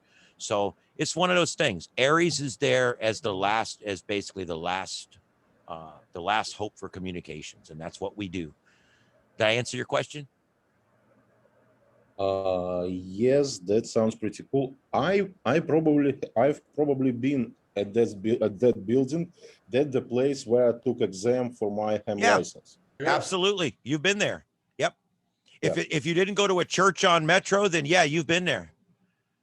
Artis, yeah, because we've been doing it at a different place recently because of COVID. But yeah, if it was a while back, that was at the EOC. You sat in that big room. That's that room I'm talking about right there. You sat in there. As a matter of fact, one of the things I'm doing now that we didn't do when you took your test is now when John's done with them and they've passed their test, he sends them down to me in the radio room and I introduce them to the radio room and offer them help getting started. So that's kind of cool. But a nice info pack, I must say. Yeah, we try. I made a bunch of quick reference guides and stuff up that people seem to really like those. So I'm gonna tell you guys something about me. My memory's terrible. All right, terrible. I only am good at something once I get to the point where I can do it, because I don't remember things. I have a real hard time memorizing things like taking tests and things like that. And so I'm a big guy. I always have quick reference charts around and little cheat sheets and cards that have the info and stuff like that. Most of it's digital now, but like that quick reference guide, I actually have it on my desktop. I can double click on it and pull it right up. If I can't remember the dots and dashes for an F or something, I can pull it right up. There they are, you know? And so, I like to have it easy reference material like that. If you don't have one of our reference cards that I made, you can go to, it's on the FMARC website, but you can also go to the club, I believe, let me see here. Let me get this back up here. I believe you can go to our website too, the TechNet website. I'll show you right where it is, because it's a really cool thing if you've never seen it. But this is basically, there you go. This is the main website. I don't know if you guys have seen this, but up here, there's just a lot of really good resources. But right here, see the guide button? If you click that, it brings up the FMARC quick reference guide that I wrote, and it comes up in a PDF. You can save it or print it right from here. And this has like everything you want to know about amateur radio in 4 pages. It's just really cool stuff. So that's available for everybody out there, and you can print it yourself or send it somewhere and get it printed. Or if you show up at a testing site, I'll give you one. But anyway, that's the quick reference guide. And if you haven't checked out the SWFL TechNet site yet, make sure you check out those next 3 tabs. I put a lot of work into those tabs. There's propagation, weather, and resources. There's a lot of stuff there. And we're going to go through those here in just a few minutes at the end of the net, because I like to do the contesting and look at the atmosphere and all that kind of good stuff. Hey, Ian, right. while you're on the website there, the your tech group membership form has an issue. You can't enter a call sign in it. It's a drop down box. Oh, well, thanks for telling me. That's probably why nobody's done it yet. That's the first I've heard of that. Oh, thank you. All right, I will fix that. But anyway, okay. Does anybody have anything else on that?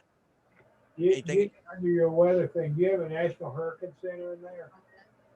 No, I don't. No, I can put that in there. It's not really a link thing as much as it's like direct to resources. But no, I could certainly put that in there. They got a real nice station set up over there. Of course, they've got a ham station. Yeah. Which is used for their. I just wondered if you were aware of that. And I'm gonna give you guys one that oh boy, I just drew a blank. What's that guy? Oh, I can't think of it. I'll come back to it in just a minute. There's just a bunch of resources during hurricane season that I use. I'm one of these hurricane nuts that just I when there's a hurricane, I get up and pee in the middle of the night, and I'm looking for the 2 a.m. intermediate advisory and seeing if it's come in yet. That's the kind of stupid crap I do. Yeah. So dumb. Whatever. MyFoxHurricane.com. I use that. Yeah. I'm trying to think of this guy that I always watch, and I can't think of his name now. His website, Hurricane. Joe Bastardi?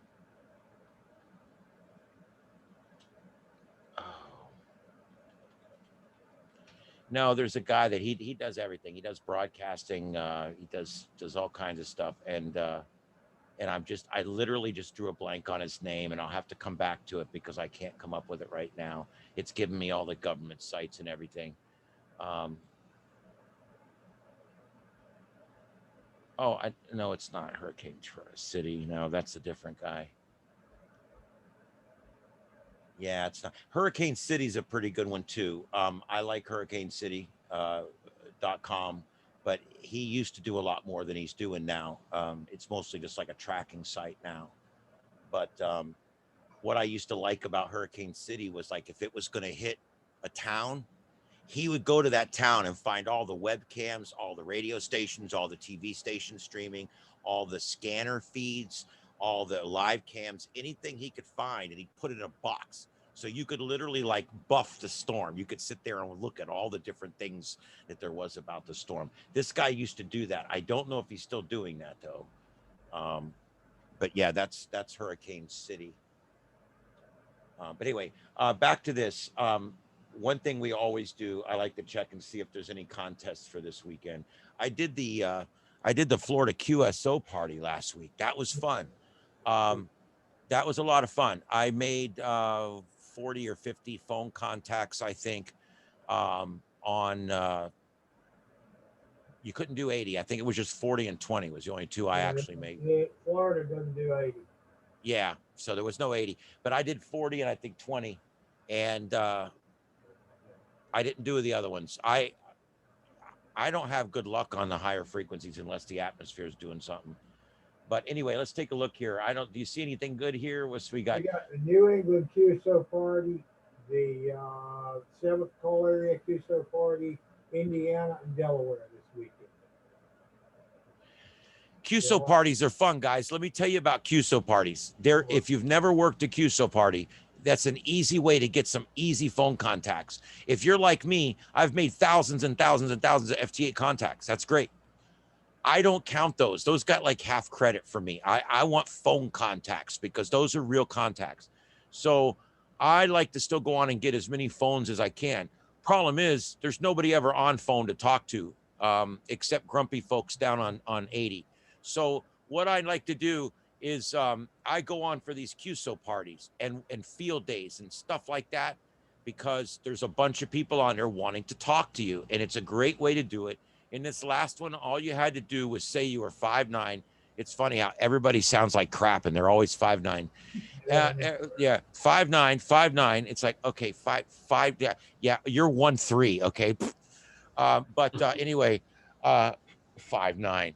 But you just tell them 5'9", and I think we were Lee County, Lee. So I'd tell them KO4EFS 5'9" Lima Echo. That was my exchange, and then they would give you back your exchange. That's all there is to it. And even if you don't have to turn a logbook in, they still get credit for it. They're not going to get penalized if you don't turn your logbook in. I used to think if I don't turn my logbook in, they're not going to get credit. It's not like that. Don't worry about that. Number two, turn your logbook in. It's good practice, and I do turn mine in when I can. But number three, those contacts go in your logbook. So they're legitimate contacts, and you can get them rapidly, and they're phone contacts. So just to give you an idea on here, QRZ, I love to be able to go in here into my logbook and actually see a bunch of phone contacts, because I get sick of everything's FT8 with me. And you can go back here and scroll. Look, these are all my ones from, this is all field day. Or not field day, I'm sorry, Florida QSO. Florida QSO.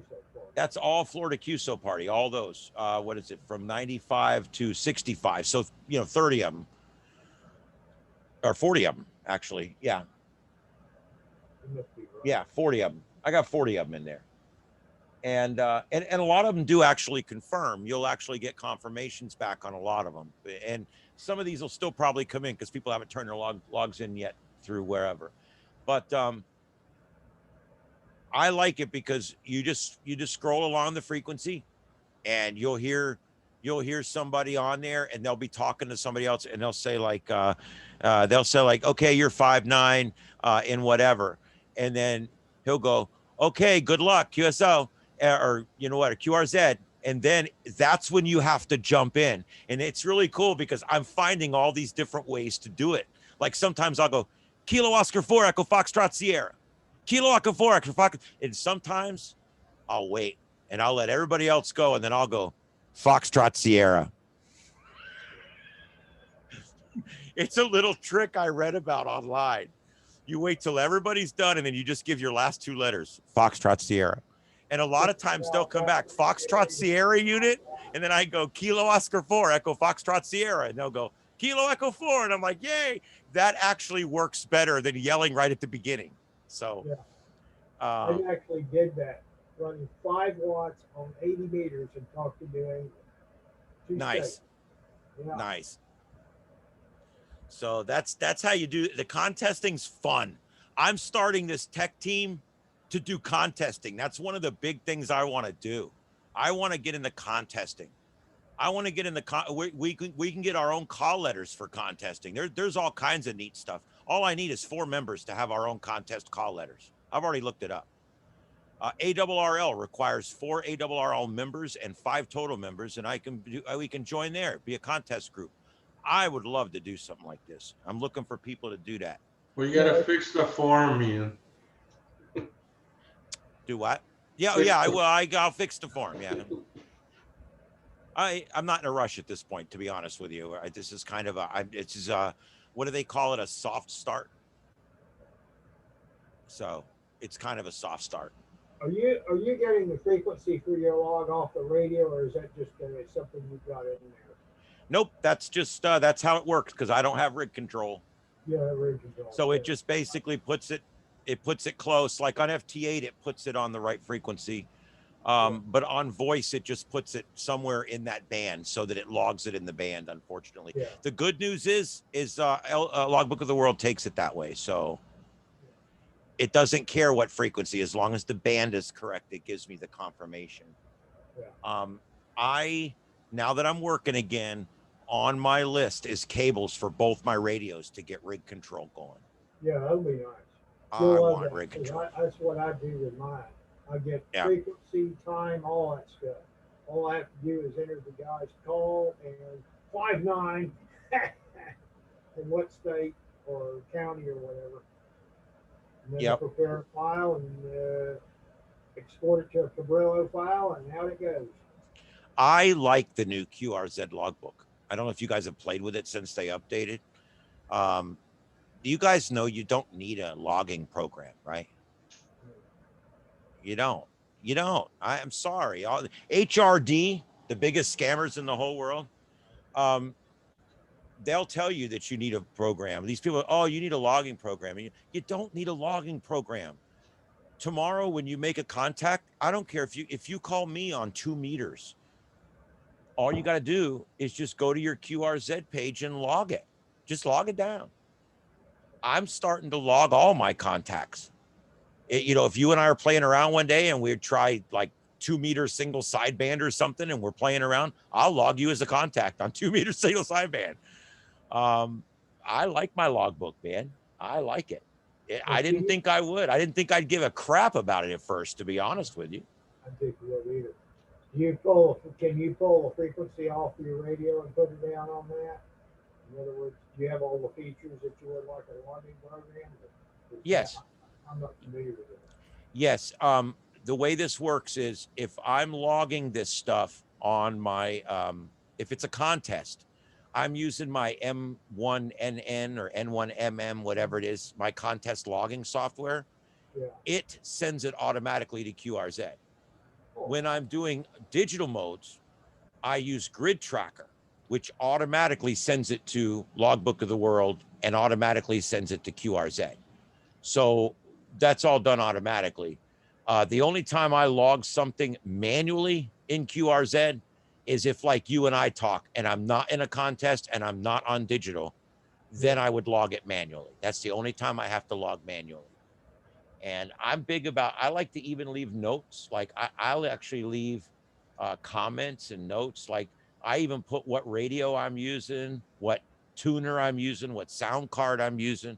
I track all that stuff because I like to do it. Like when you save, like when FT8 comes up and you click save to log, it gives you a comment bar. You can put whatever comment you want in there and you click the little box that says save and now it puts that comment on everything. So I log that. If I'm on a backup computer, I put what computer I'm on, what radio I'm on, what tuner I'm using, and what sound card I'm using. And that way I can go back and see what's working, what isn't. Comment, Ian. Do what? Comment. Yes, go ahead, John. There are a couple of downsides to QRZ. One of them is it's very United States centric. You won't get a lot of DX confirmations on QRZ. And the other thing is if I have a log set up for home and then I go out and do a POTA activation and I want to log those contacts from the actual location, I have to start a new log. And then when I come back home, I have to start a new log back home. You can't have more than one log running at a time.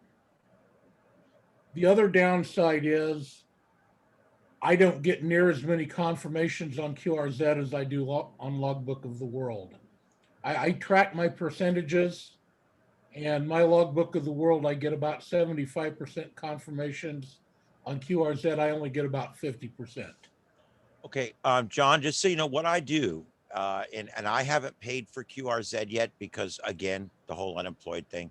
But soon I'm going to pay the data like you do to get the data service with, I think I saw it on your page. I'm going to get that data service. But right now what I do is I go here and I import my ADI, my file here, and this sends up all my stuff from my FT8. And that sends everything to QRZ from my FT8. And then once I do that, now remember my grid tracker is automatically sending everything to Logbook of the World too. So then all I have to do is go back to that page again and go back up here to the top and go to this button again. And I import from Logbook of the World. I've already got my stuff there. I click that and now it's bringing in all the confirmations from Logbook of the World. And I do this once a day before I go to bed. I bring in all my stuff, my confirmations. And then when I click OK, it'll go ahead and put the remaining stars over here. And see, now look, I've got more stars. I got 11 more stars over here that I didn't have because QRZ confirms your stuff with Logbook of the World, and Logbook of the World confirms back with QRZ again. It's kind of like how I'm doing it. Whether that's right or back assward, I don't know, but it's working good for me right now. Sounds pretty back assward to me. I'll admit that it might be back assward, but it's working for me, and it didn't cost me $100 more like HRD. Bastards. You hate HRD like I hate Comcast. No, I hate HRD like I hate HRD and Comcast. Yeah. Anyway, I try not to hate. I don't allow myself to hate humans, but I can hate what humans do, though. I can sure despise some corporations. Yeah, I can despise what they do with themselves, though. Okay, but see, and also with QRZ, the green indicates that it's in Logbook of the World as well. That lets me know when they turn green in the background, that lets me know that that record is in Logbook of the World. And then if it's in Logbook of the World, it also comes back over and gives me a star too. So that's kind of cool. So if it sends it over, it turns green. If it gets it back from Logbook of the World, it's confirmed, I get the star. Anyway, there you go. So it's one of those things, it's working. And you know what's really cool about Logbook? I used to always think, I got to do this just right, or I'm going to screw it up and I'm going to lose my Logbook. You can't lose your Logbook. Once it's up, it's there, it's everywhere. I've got it saved. My grid tracker saves like 3 backup copies. I mean, I've got Logbook everywhere. The other thing, for Logbook of the World, I take it, John, when you go somewhere, you pull another certificate. Is that how you do it? Another TSQL certificate? No. In the TQSL program, I can set up, for instance, a couple of weekends ago, I went down in southern Henry County and did some porta blocks. And I just set up that location, and, I needed to know the grid square and CQ zone and ITU zone. And I just set up a separate location and uploaded to Logbook of the World signed with that location. But I didn't have to stop my home logbook to do that. I just imported those handful of contacts because I didn't do very well. But with TQSL, you can do that. With QRZ, you can't. Yeah, I see what you mean. I know, like with Logbook of the World, what I did was I created 2 locations. I created one that's my cabin and one that's my house, and I just switch back and forth. When I go up there, I just switch it. So, and on my QRZ log, I made a note that I'm at my cabin in Blairsville. I didn't know what else to do. When I was traveling, I'd be someplace for 3 to 6 months and set up there, and every time I'd come home for QRZ, I had to set up a new logbook at home. So I've got like 4 QRZ logbooks for this address. And then one for Georgia and one for Houston and one for Atlanta and all that. Oh, that sucks. Yeah. And where on the TQSL, I just have, in fact, I still have some of the other ones in my TQSL I've never deleted. Yeah, I will say that the logging process is not the easiest process in the world to deal with. But once I got past HRD and I found out it really wasn't so bad. I was told that Logbook of the World's a real bear to set up. And of course, I never did get it set up with HRD, but once I set it up with QRZ and everything, it's set right up, no problem. So I don't know. It's one of those weird things. Really, the only problem getting it set up initially is you've got to create an account. You've got to apply for the certificate. You've got to wait to get the certificate. And then you've got to enter the certificate. Once you've done all that, Logbook of the World is clear sailing now. Yeah. Yeah, I will say once it's up, it's up. Once it's going, it's going. And the neat thing is, like, I've got I've got 3 computers right now configured for FT8, and I've got it set up to where all 3 of them automatically upload everything to QRZ and Logbook of the World, or well, it automatically to QRZ anyway, or no, automatically to Logbook of the World, and then I just have to do it manually to QRZ. I think that's what it is. But I'm paying for that data thing. It's like $35 a year, and I've decided to go ahead and just pay for it. So, because I can show you that. Hold on. For those of you who aren't familiar with the QRZ, has a, let me see, I think I can do it this way, and then go back to here, no, here, no, here. Maybe this one. Yeah, we go to here. And you go to settings up here in the corner, and here's where this is where all that stuff is. Like, if you're a data subscriber with QRZ, then these pink boxes won't be here.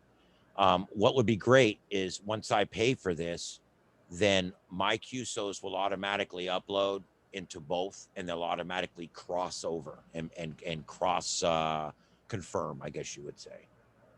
So this is kind of what I'm waiting on here, is I'm going to pay for this subscription and get all that going. Anyway. All right. And at any time, you can always make backups, and you can download backups of your logbook. It's pretty cool. I have found my logbook to me is just very important. I didn't think it was going to be, but it certainly has turned out to be something that's really important to me. Anyway, there you go. Anything else on that? So how do you back it up? Well, my grid tracker, first of all, it automatically backs it up. I back it up to 2 different hard drives, and I back it up to a cloud drive. For digital modes. Now, when you're talking about for analog modes, it gets a little trickier, but for digital modes, and I'll go ahead, I can show you that real quick here. Let's do another screen capture here, and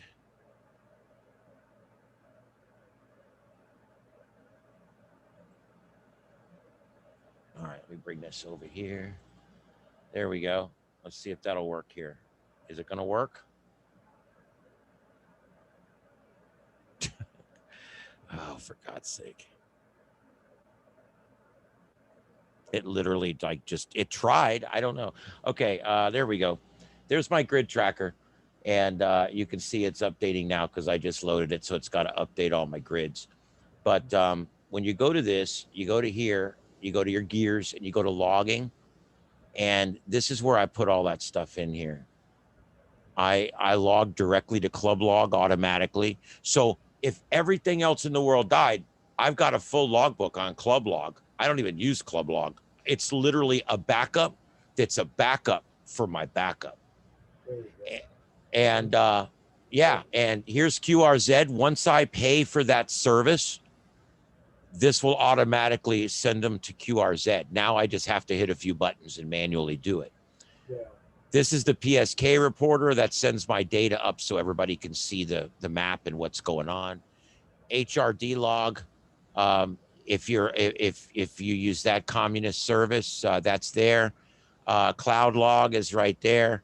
ESQL, you can see I went ahead and joined that. That's the backup for my backup of my backup. And that's right there. Yeah, I won't lose this. It could be the end of the world, and I won't lose this logbook. And then there's my logbook of the world. And this is where I have to, like, if I go to my cabin, I have to come in here and change this to cabin so that it will then log my contacts at the right location, and it shows all of my stuff coming out of the right place and everything. And then there's all these other loggers down here. There's my contest logger. If I'm doing a contest, I'll click that, and that will then log to my logger. I don't normally keep it clicked because I don't leave that open unless I'm contesting. And there's logbook for the old man, which I've never messed with, but I hear is pretty good. And then there's some other ones down here too. So you can literally join every single one of these and have your logbook going to every single one of them, and that way you'll never lose it. But anyway, that's how I do it. So you don't need a Dropbox subscription or anything like that. No, you don't need anything like that. No, and all this is, some of this stuff costs money, but most of it's free. Most everything will store your logbook for free. QRZ will store your logbook for free. So will Logbook of the World, EQSL, Club Log, and Logbook of the Old Man. Those are all free. So just send one over there, and that way it's there if you ever need it. All right. Anything else on that? All right. The next thing. I am still, by the way, I still love that program. Grid Tracker. You mean Ham Radio Deluxe? No, I don't mean Ham Radio Deluxe. No, I mean the real program. Even the name of Ham Radio Deluxe sounds old. Okay, let's do this. Let's talk about space weather. Spaceweather.com, they want really bad, like to say that there's something about to happen, but it's not. But there is a little bit of solar wind coming in, and on May 2nd, we might get a glancing blow of some solar wind. So we'll have to keep an eye on that. But that's going to end up putting it on Sunday. So Sunday, there may be some solar wind coming in, and that is a pretty fast speed when it coming in. That will change our space weather environment. And of course, anytime we do that, we can change the way our radios propagate. So just keep an eye on that. This was pretty cool. I was looking at this. This shows all of the times that auroras were visible south of 30 degrees. And there's quite a number of these. I was kind of surprised to see how many of these were. But there was all kinds of auroras down here. These are all times in the last 500 years that auroras were seen, like in Florida. So it's pretty cool. So that's pretty cool. It doesn't happen very often. The last time there was a really big one was 1889. The Carrington event. Those of you who have not read about the Carrington event, an amazing read about a solar storm that actually caught the telegraph stations on fire and shocked people to death that touched railroad tracks that stretched across the country at the time. So it's an interesting story if you've never read up about stuff like that. It was a solar storm. And the reason they call it Carrington, the Carrington event, was because it was seen by an astronomer named Carrington that was watching it through his solar telescope when it happened. And he actually observed the solar storm, and then the result when it happened, whatever, hours or days later. So it was just a very interesting read. So if you're ever interested in that, it's called the Carrington event. And it was a very big event that happened 160 years ago now. And but it shows that if that event were to happen today, chances are it would take the United States power grid completely off. The auroras were so bright during the Carrington event that miners in Arizona got up and went to work because they thought it was first light at 3 o'clock in the morning. It was so bright that people in Jamaica read the morning paper by the light of the auroras. It was an amazing time. And had we had our electrical grid, it would have not been an amazing time. So anyway, it's a fun read and an interesting thing that happened with all that weird energy. And of course, we didn't have much back then that was affected by it. But neat to read the stories of auroras seen all the way down in the equatorial region. Anyway, there you go. Let me see what else we got. Anybody got anything else they want to bring up real quick?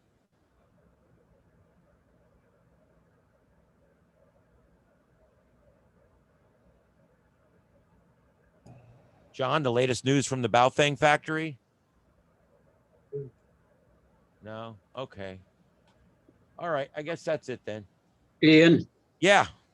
On that Broadcastify, Are you allowed to rebroadcast? Do you need to get any special permit or anything? Nope. Okay. Radio is public domain.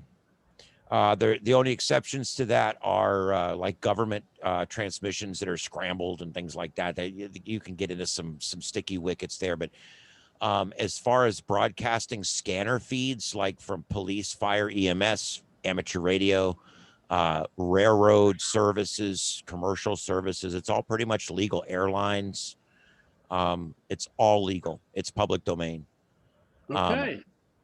Yeah. I looked into it back when I first started this net. If you remember, we were actually capturing the net and putting it on the air, and there was some question as to the legalities of it. And of course, we've gone through everything now, and it's 100% legal. There is literally, between Echolink and Broadcastify and all the other services, there is tens of thousands of streaming scanners, and many of those are amateur radio. Thousands of those are amateur radio. So it's amazing. Yeah, it's an amazing thing. And if you think about it, rebroadcasting something online that's already being broadcast on the air doesn't change anything. Yeah, that's true. It just literally just increases the public domain that it's already available on. So yeah. But I looked into it real good because I don't want to do anything that's gonna be in trouble. And I tell you, if you want to listen to those nets and stuff, it sure makes it nice. The other night, the Aries net, I couldn't hardly hear you guys on my mobile radio, and I had to switch to my work car, and I couldn't hear you at all on my portable. But I listened to the whole rest of the Aries net in my car speakers through the Bluetooth in my car radio in my work car. That's the best the Aries net ever sounded. I got to tell you guys. That's so in stereo. We're available. But anyway. And that SARnet is another one. If you're at work and there's big storms coming through, that SARnet's really good. They do all the severe thunderstorm and tornado warnings on there. They're very active on that SARnet anytime there's bad weather. As a matter of fact, something I'm planning on doing, I'll give you guys a little insight that I haven't really told anybody about yet. This is just, don't tell anybody. No, I'm just kidding. What I'm going to do is if there's a hurricane coming towards Florida, I'm going to begin broadcasting YouTube feeds, and I'm going to be have composite with like radar and some camera feeds and things like that on the video.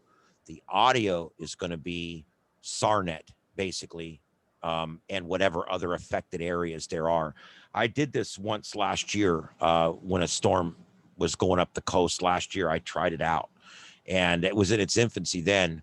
But now I've actually got much better equipment, and I can take feeds like, let's say a storm's coming in towards Tampa or something. I can take the NI4CE system and the SARnet system and several other repeaters and scan them basically and stream them on a YouTube channel with the radar and some views of the area. People love that stuff when there's storms coming. They like to follow along on their computer.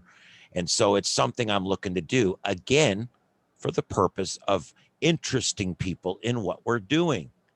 You know, if I can get one person to call me up and say, what's amateur radio? I'd love to talk to you about it.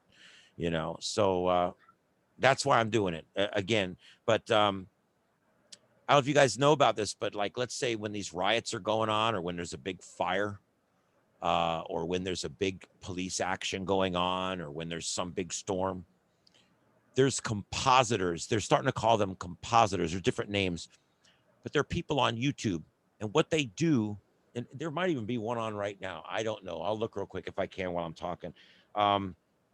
What they do is they go out to wherever the scene is, or what they do is they sit in their room, their mom's basement or whatever, and they go and they find all the different feeds of everything that's going on. The riots, there's been this going on with the riots. So Minneapolis having a riot. So what they'll do is the guy goes on and he finds 20 different feeds that are coming live from the riot. News feeds, feeds from people walking on the street, car feeds, different feeds on YouTube, and he puts them on a screen like Brady Bunch mode.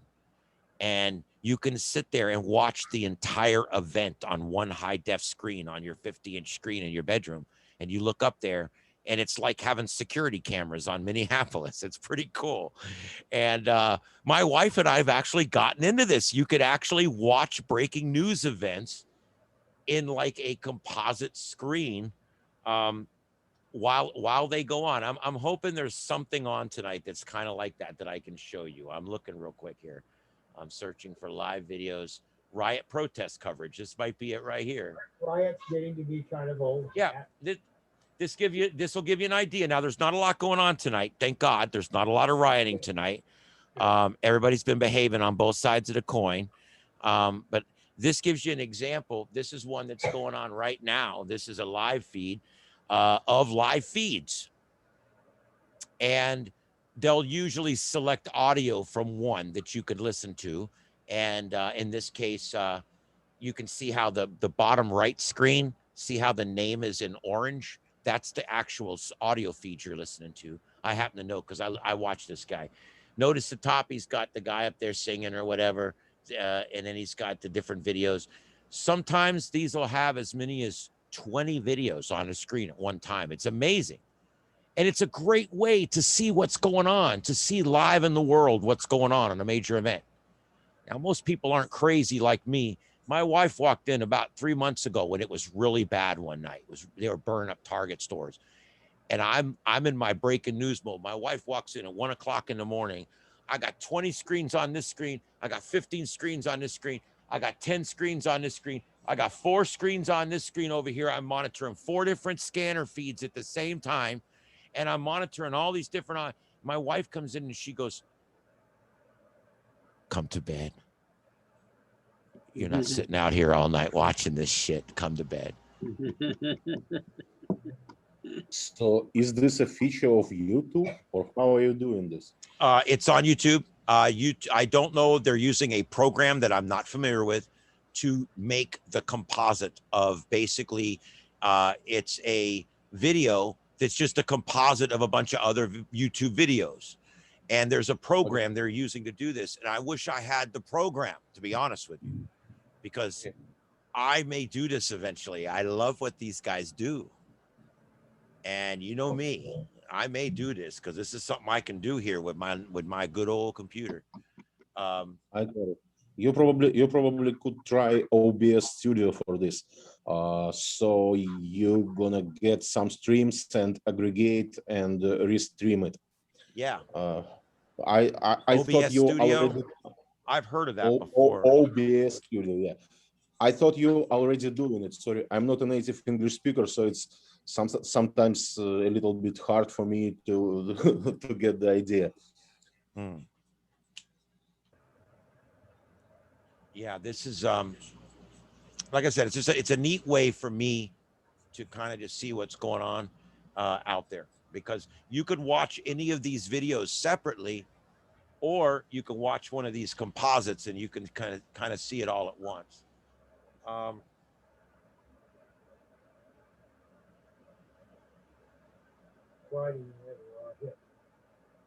See, most of this is just crap. Yeah, the rest of this is all crap. But yeah, at least there's that one up there. I just see the one tonight. But anyway, on the big riot nights, on the big nights when they have the big fires, like there's a big fire I followed out, a ship fire or something out in California about 6 months ago. I followed. One of these guys had up like 12 different live streams of this ship burning. And then I found another guy that had 4 more. And I'm sitting here, I'm watching this. It's literally like I have security cameras on the fire.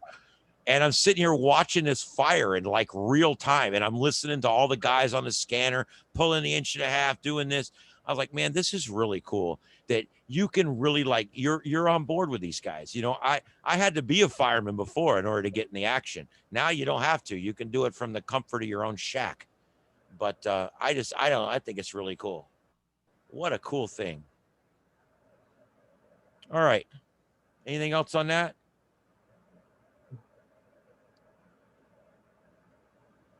All right, one last thing. Let's look at propagation, see what's going on out there. If you go to the TechNet website, anytime you guys go there, you always can go there and go to the propagation tab and find the PSK reporter. This is one of my favorite features on the site. I show you guys this like every week. I like this site so much that I want you guys to notice on the home page, I actually put a small version of it down here on the bottom of the home page because I love this thing. But anyway, you can just go to propagation, go to PSK reporter. It'll pull right up. You can set this for all bands. You set it for all modes and signals for sent and received by anybody, all modes for the last 15 minutes. Click go.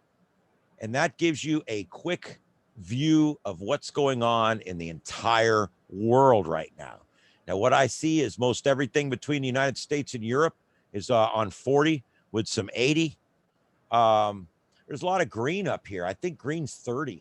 Yeah, there's a lot of 30 meter right now running between Russia and the United States. See that?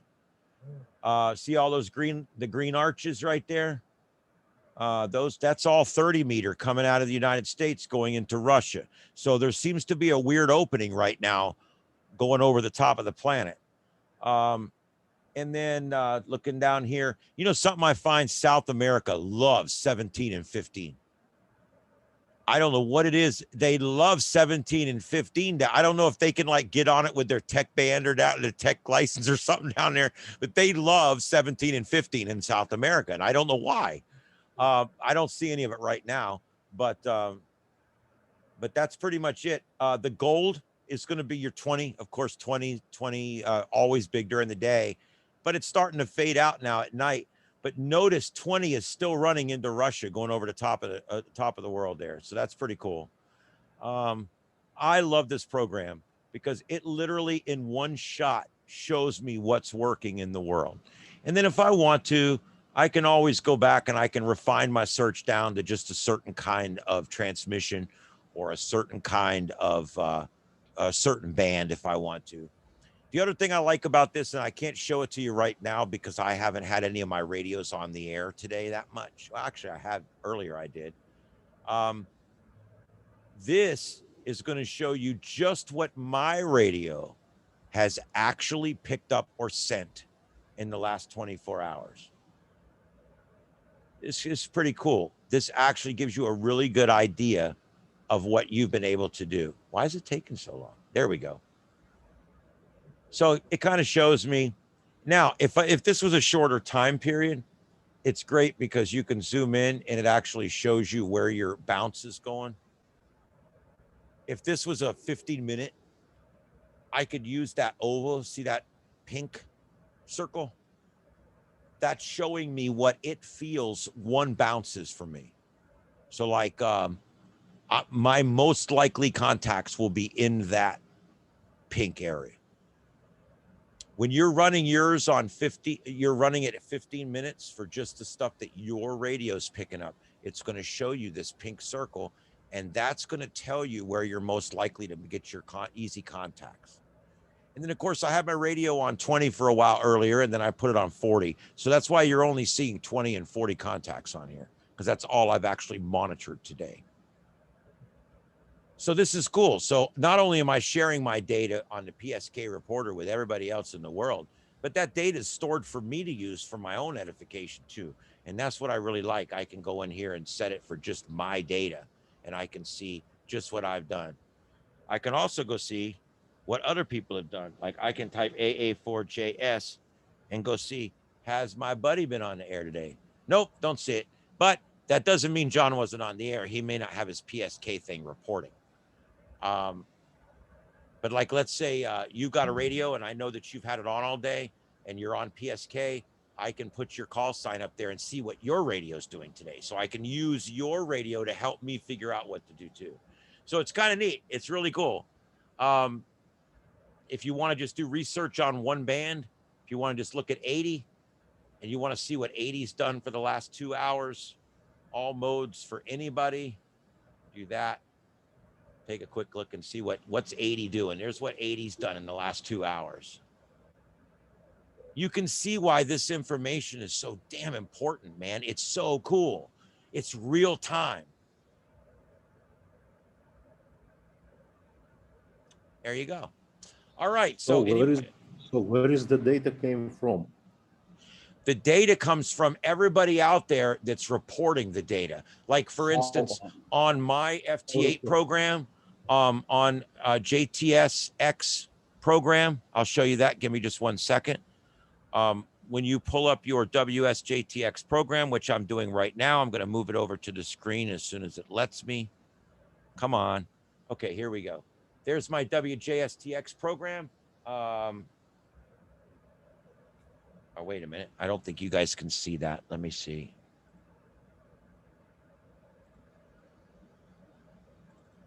Okay, there we go. On my WSJTX program, under File, Settings, you get your settings screen up here, and under Reporting, you check that box right there. That's all you have to do. And now you're sending your data in for everybody to use. That's all you have to do. So you have a radio which is listening all the time and sends data what it receives, or how it works? That's exactly correct.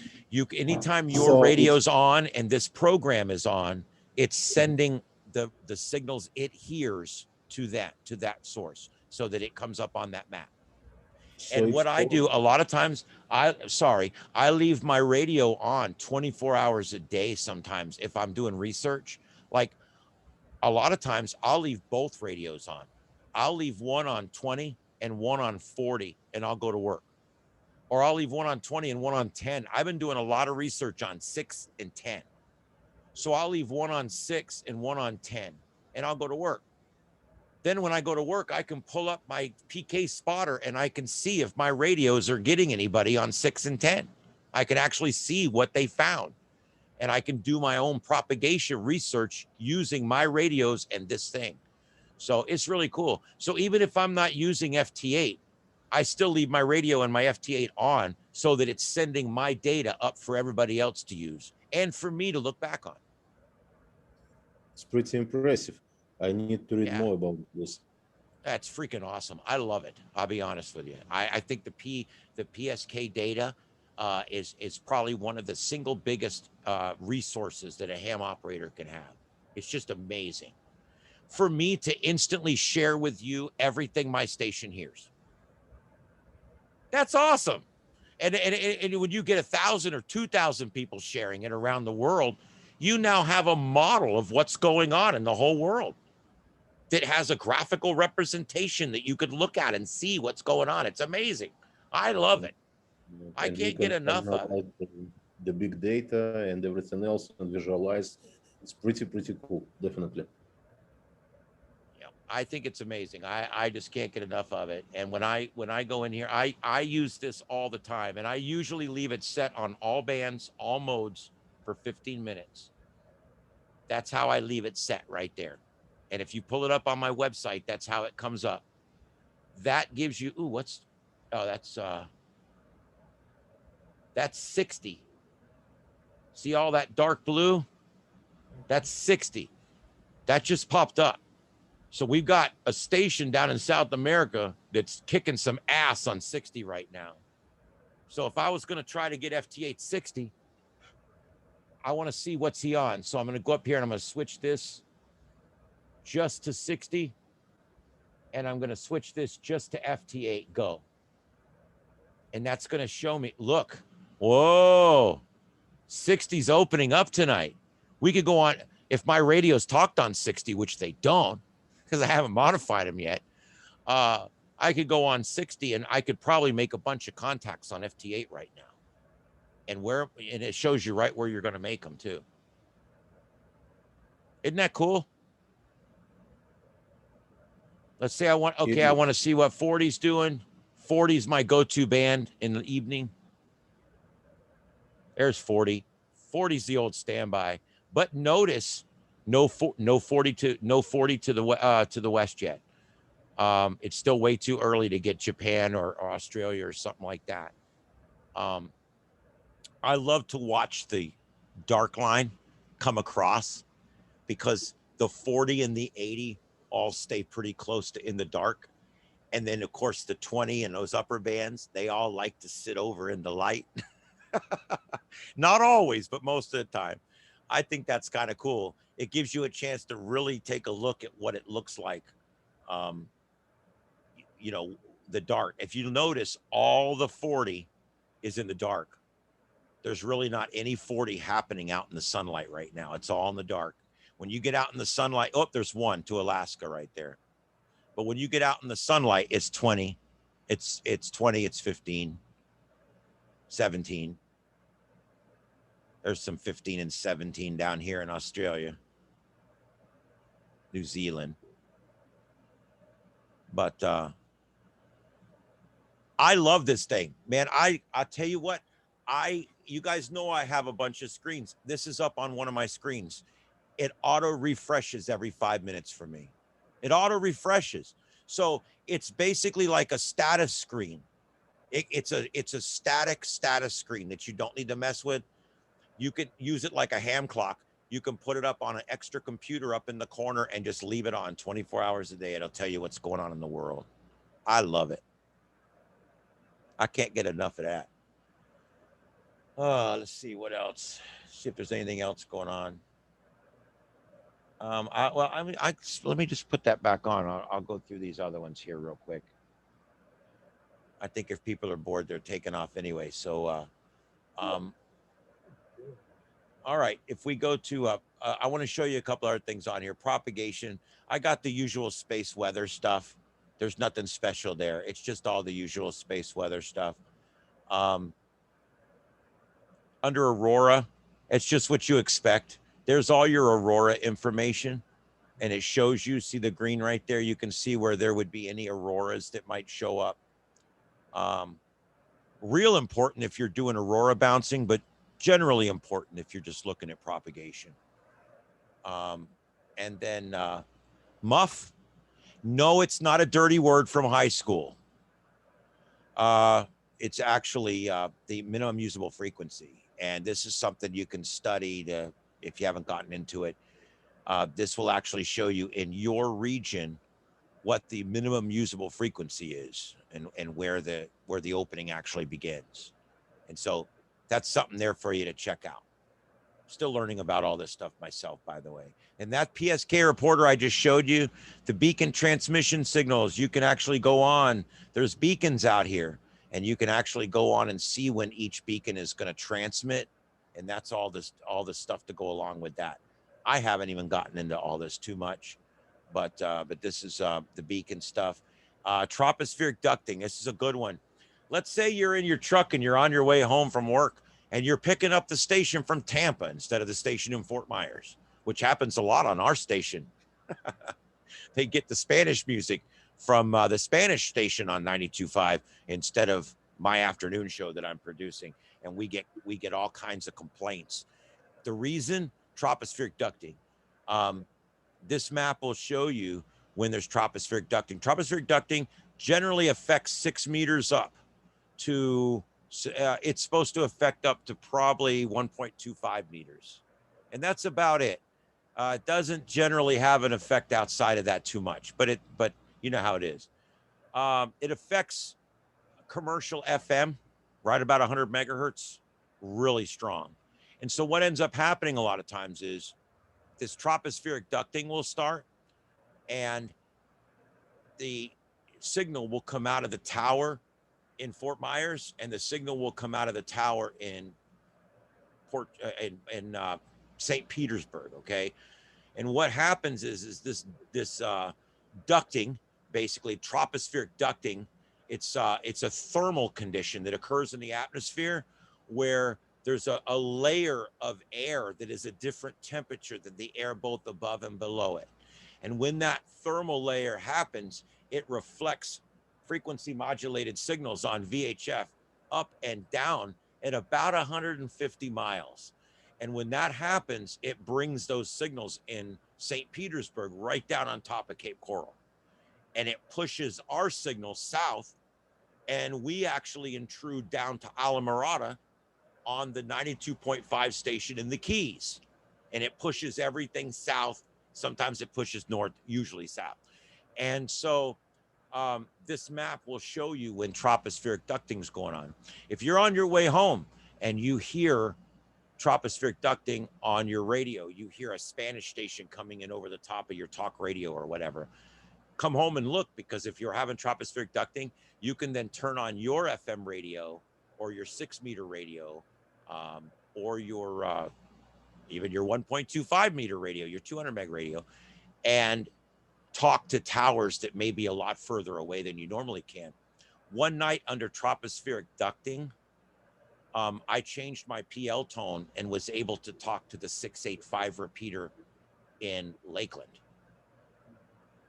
And I actually had a conversation with a gentleman in Tampa on the 685 in Lakeland. Same pair, same frequency pair, but I changed the PL tone and I was able to talk to that other repeater. So it's kind of cool. So that's what tropospheric ducting will do to you. And you can find that under propagation. And then the HF propagation prediction, it's grayed out. I wonder why. I wonder if that's something they may not be providing anymore. I don't think that's, I'll have to check that. Something's wrong there. Anyway, under weather, I got some great weather tools here. This is a great lightning tracker that I found. It actually tracks a number of strikes that are in the area, and it does a lot of different things, but it will track. I want to find some lightning because it's really cool to show you what it looks like.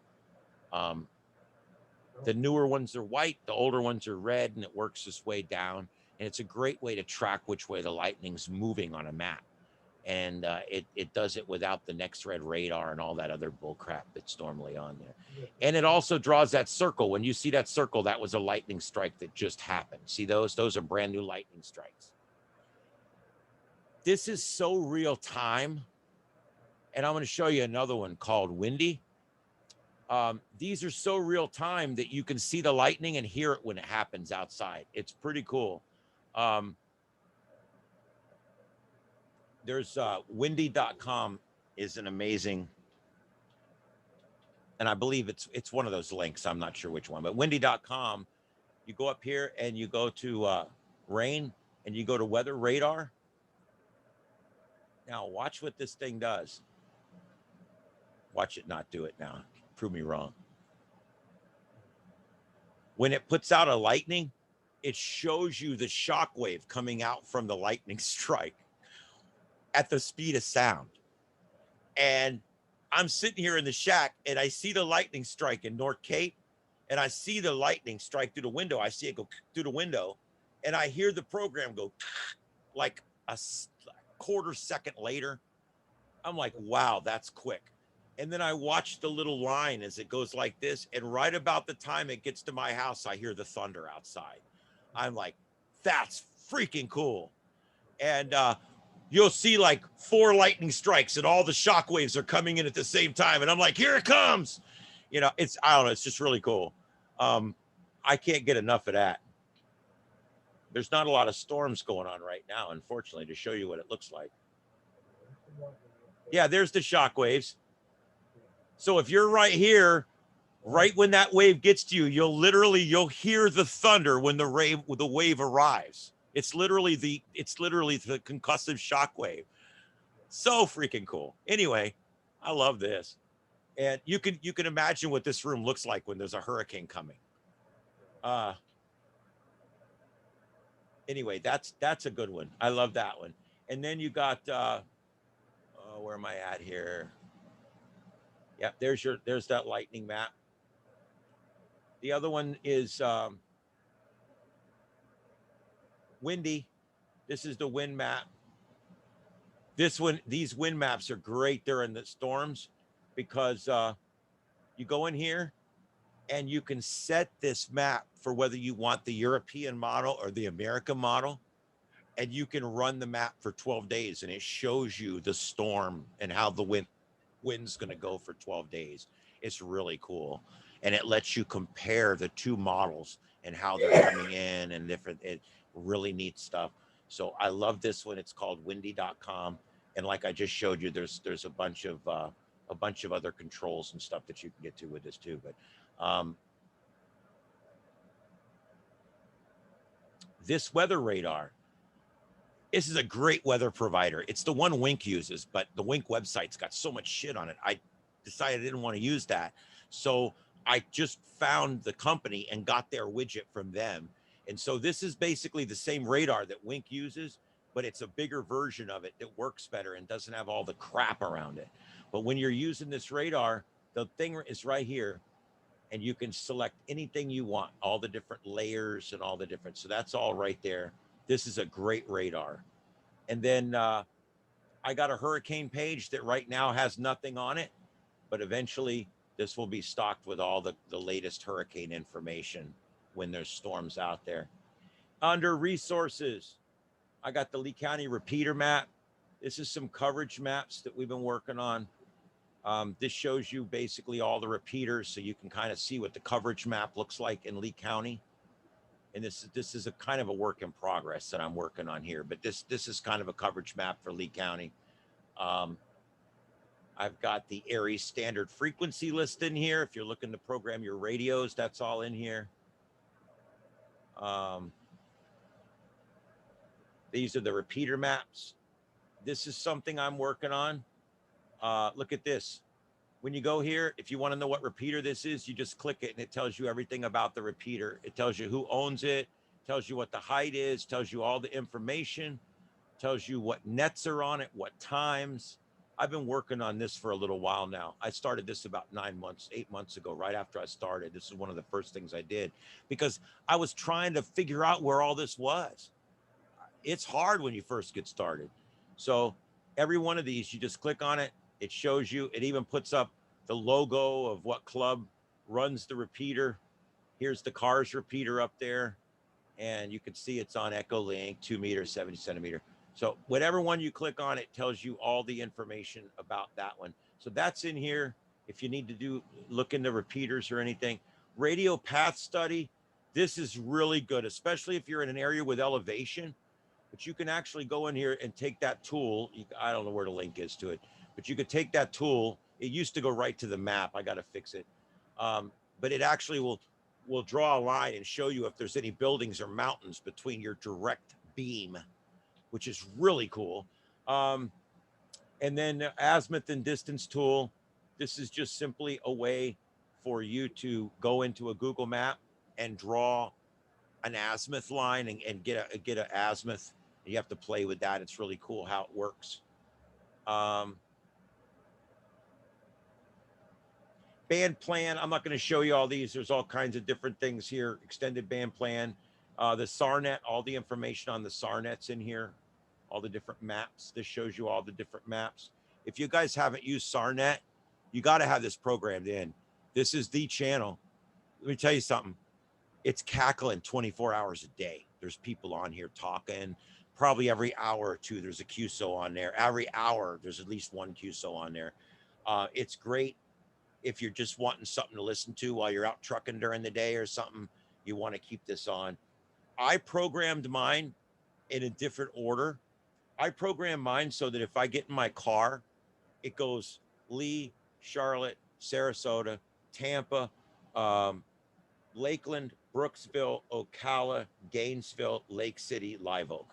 So I can basically one frequency all the way out of the state and stay on the same channel, basically. And then when I come home, I just reverse the process. I start up on channel 8 and I start working my way back down until I get all the way down to Fort Myers. Really cool. I've also had a little bit of luck lately just calling people on the highway on the 2-meter call channel. Anytime somebody goes by with a dual band antenna on their car, I go, KO4 EFS on frequency listening. and you'd be surprised how many times they've come back and we've talked for a while. Because what else are you going to listen to? 2-meter call channel, right? I mean, breaker, right? Anyway. The ISS space station flyover information is in here. This will give you all your latest information on when the next flyover is for Fort Myers. If you guys haven't watched the station fly over, it's worth it. It's awesome. You can actually watch it going right over. It's like a bright star moving pretty fast. And links, contesting we did.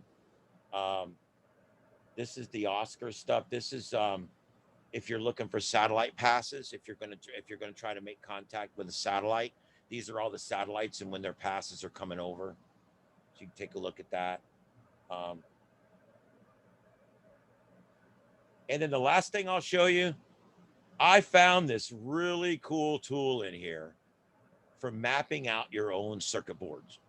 What a cool tool. You pick the thing, you drop it in. There you go. There's your circuit. This is just an amazing thing if you want to build a circuit board to show somebody how to build something, even if it's right down to just a light and a switch.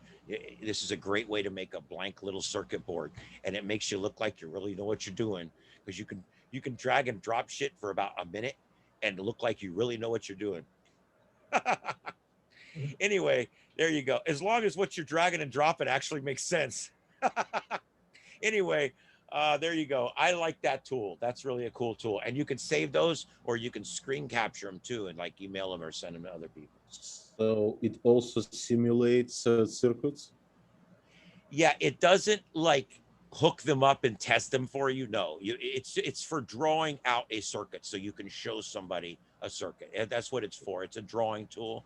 Looking for virtual smoke. Yeah, I would love it. I don't think this does the virtual smoke, but then again, it does say it does DC simulation. So it may do exactly what you're talking about, but I'm not going to say it does because I'm not sure. But it does look like it does simulations here. So it may be a function of it. I've used it a couple times to send somebody a quickie. I literally drew it out and took a picture of it and emailed it, or sent it on a text. Hey, dude, build it like this. And it was just a switch and a light and a power supply and a ground and an antenna. It really was nothing, but it was an easy way for me to show somebody how to do something. Anyway, that's all that is. All right, so any questions or anything? Oh, and modes. Guys, I'm not going to go through them, but these modes here are all hooked up, most of them over to FMARC, because they got great resources there. So that's all hooked up too. Other than that, that's about everything. Does anybody have anything else? All right. I just wanted to show, I knew we had at least one person and it had not been through the website yet. So I just wanted to show you the all the crazy stuff I put together there on the website. Does anybody have anything? Record tonight. Yeah, it's almost 11 o'clock. And I signed in at 7:30. So this is like, wow. Yeah, we're going in records here. So yeah. All right. I guess that's about it. I am looking for someone to do JS8 call. Awesome. I don't know. I'm going to get one of the Charlotte County guys. I know K4FHP and what's the other guy's name? Dwayne. And there's a couple of them up there that do it. I want to get one of them to come in next week or the week after and teach us JS8 call, because I want to learn it myself. JS8 call, I believe it's basically WinLink and FT8 smashed together in an accident. It's a way to send a text message in more of kind of an FT8 format, So I think it's worth looking at. Charlotte is actually looking at using JS8 call as an emergency management tool, as a communication tool in disasters, because it works so well. It's fast, it's quick, it's easy, and we can all monitor. See, with WinLink, I send you an ECM form or whatever, and then you got to send it to him, and then you got to fill it out and send. With JS8 call, you could have 20 guys all monitoring the same frequency, and they're all reading the same thing at the same time. One advantage over WinLink, maybe. So WinLink gives you forms, though. That's kind of nice. The ICS forms are really nice, you got to admit. So, all right. Anything else? I got 2 cats I'm looking for homes for. They'll be ready in about 6 weeks. There's a T-shirt online that shows a cat with a aeronautical helmet on, and it says Mike Echo Oscar Whiskey. Over. I love that. I got to get me that. Yeah, you gotta look for that. It's funny. I'm one of those goofy guys that love cats. I'm a big cat guy. I'm not a big dog fan. I don't hate dogs, but I have one usually, but I don't. I'm a cat guy. I think cats are much more emotional animals and they're much better. I want to show you guys, for those of you who were not at the beginning, there's a program called Wombo, WOMBO. It's a app, WOMBO .ai, WOMBO.ai. What it basically is it is a program that you put a photograph in and it animates the photograph and makes the person sing. And I was absolutely thoroughly, and now of course I'm in a situation where I can't get it to play right now. But I made one for my, oh, you're kidding me, right? Oh, there we go. What I did was I took, you guys know I'm Trey Radle's producer. He does the drive in the afternoon on the local talk radio station. I'm not going to plug, but anyway, I put his picture in this thing and hit go, and can you guys see that? I think it's already on. Oh no, wait, hold on. Oh, I lost my connection here. What happened? Weird. Anyway, so what I did was I went ahead and I put him in to make one for him, and I can't see. Can you guys see his face on the screen right now? His face on there. Okay, I'm going to hit play on this. This was done from a photograph. I put it in. I hit one button. I chose the music, and it made this.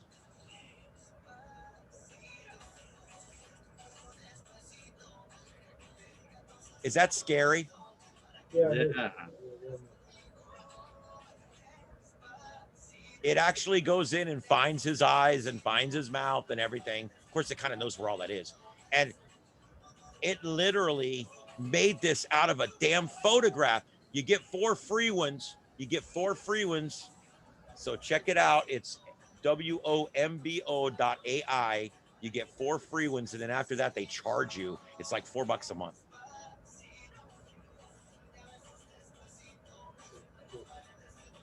I just can't believe it, dude. Do you get to pick the song? Yeah, there's like 10 songs that you get to choose from. There's like 10 songs that you get to choose from. Yeah. I did some other of my family members too. Well, he really did a good job making that. Yeah. Yep. And then the last thing I'll leave you guys with is I did the Last Man Standing event. Do you guys remember hearing about that? Yeah. And guess who got his certificate? So I just wanted to put that out there. I got my Last Man Standing certificate. They sent it to me. I did not even apply for it. I think they're awesome. I sent them I back didn't send mine in. You don't have to. Really? You don't have to. They emailed this to me. Unsolicited. Oh, wow. Maybe check I'll your get email. One. Yeah, check your email. Let me see if I maybe I can figure out. Let's see here. Try to figure out what they sent it under, because they yours may not have gone out yet, but I got an email from oh yeah, there it is. Certificate. Last Man Standing certificate. It came from certificate@gsbarc.org. And this is what they sent me. And it said, your Last Man Standing 2021 certificate is available for download. And all I had to do was click the button, put my call sign in, and an email address, and it sent it to me. And I never sent them a thing, dude. Wow. Maybe I'll get one. 'Cause I contacted him, I think 3 times on FT8 and 3 times on phone. Oh shit, I only got them once. Yeah, so you can see there, it says, you got this because you worked the event. I never sent anything in. As a fact, I wasn't even sure I got them, to be honest. I'll have to check my spam folder. Yeah, check it because it came from there. You can see it. That's what it comes from. Certificate at right there. Yeah, so look for that because you'll get it. And then when you send it off, you get something back. And it's another email and it just comes back with your, it's like a PDF, I think it is. Yeah, here it is. Yeah, they send you this and then you click the secure link and it gives you your certificate. Huh. Yeah, there, and it just did it. There it is again. There it is without being a funky screen capture.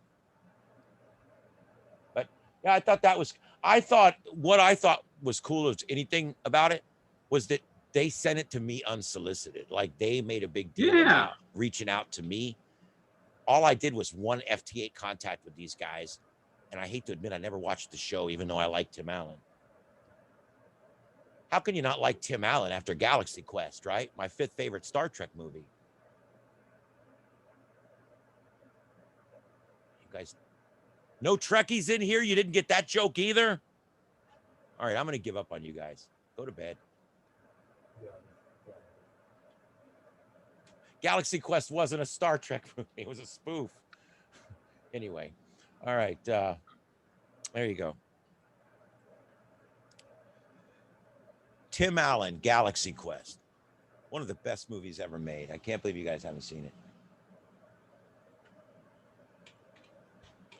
Anyway, anything else, guys? It's been fun spending the evening with everybody.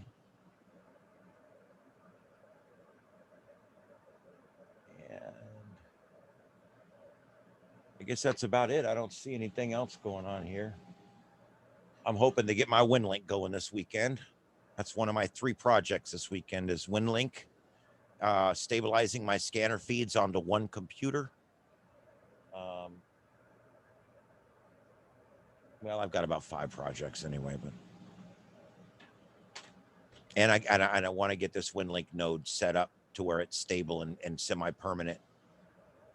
I'm going to tell you where my problem is right now is antennas. I find myself like, I got this great antenna that my big dual Yeagis up there, but you can only use them for one thing.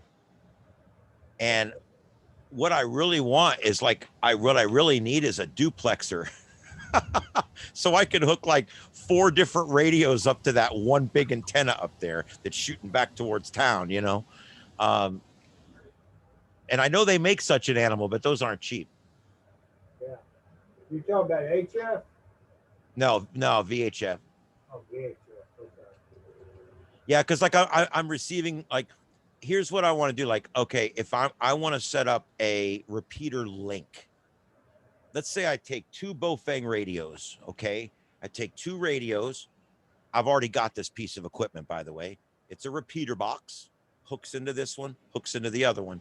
I set this one on the 685. I set this one on whatever, the 180. And I turn the box on. And it literally connects the 2 repeaters together through the Bofeng radios. But when one's transmitting to the one receiver, it begins to block out the signal coming back. You see what I'm saying? Makes sense. Yeah. Yeah, yes. And that's the best way to get around it, of course, if you're between the repeaters, is 2 Yeagis. And get those Yeagis to where they're at different heights. Get them to where they're 20 feet apart and get them to where they're shooting in 2 different directions. You can get around it without any additional equipment. But that's where I'm running into a problem right now because in my box that I'm building, I want to have the ability to set up a repeater. Because here's the thing. It's nice to do WinLink. It's nice to talk. It's nice to, all this stuff is nice. But the one thing I think that would be the most helpful out there, let's say I'm out on Pine Island, okay? No communications out there at all. I can set up a portable beam at 25 feet back to the EOC on 2 meter, and then set up a 70 centimeter crossband repeater out there and shoot it the other way and shoot it out to the barrier islands, up to Boca Grande and Usepa and up towards those areas. And now I've just connected a whole area to the EOC using my little Go box. And that's something I'm going to do. I believe in this. I believe that it's something that could be very helpful in an emergency, because we will be able to literally connect people here with the most common kind of radio we have, VHF radios or UHF radios, over to the EOC, which is 35 miles away. And I want to set that up, but that's my only problem I'm having is if I do it on the same band, I'm dealing with the one blanking the other one out. Yeah. Now, if I'm doing UHF, VHF, I can do it all day long. And as long as I keep about 20 feet between the antennas, I get no interference at all.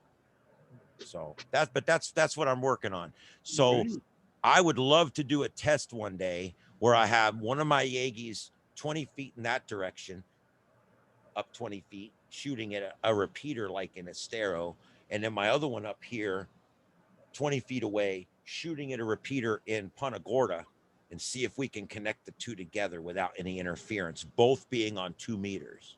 You see what I mean? And now what I've done, I've taken a repeater in one county and I've connected it to a repeater in the other county. What I've just done is I've just connected 1,000 hams up here with 1,000 hams down here.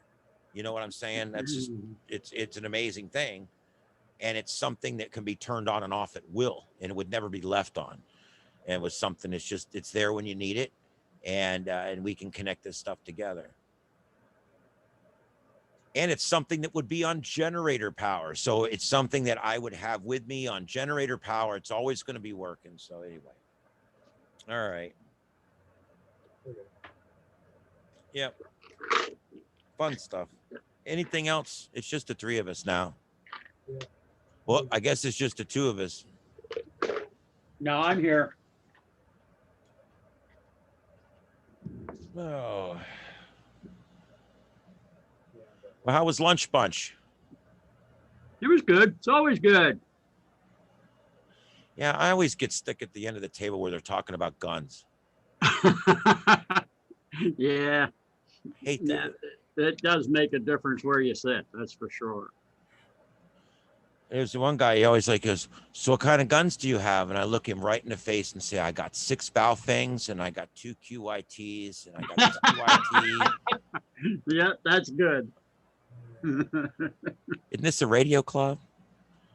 Anyway. I must be at the wrong table, huh?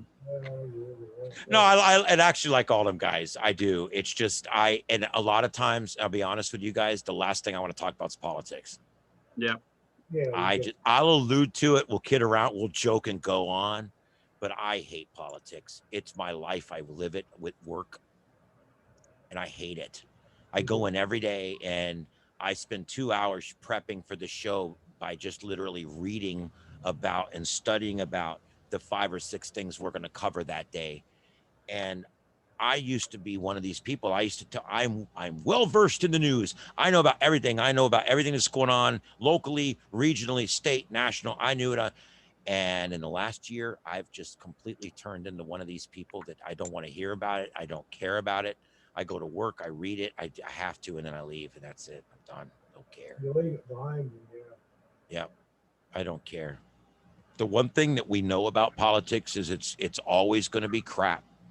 And there's nothing we can pretty much do about it other than we do have to make sensible votes every time we get a chance. Yeah. That's all. That's all we can do.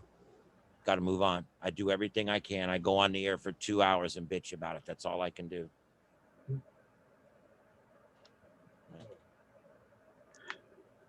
government's flawed, unfortunately.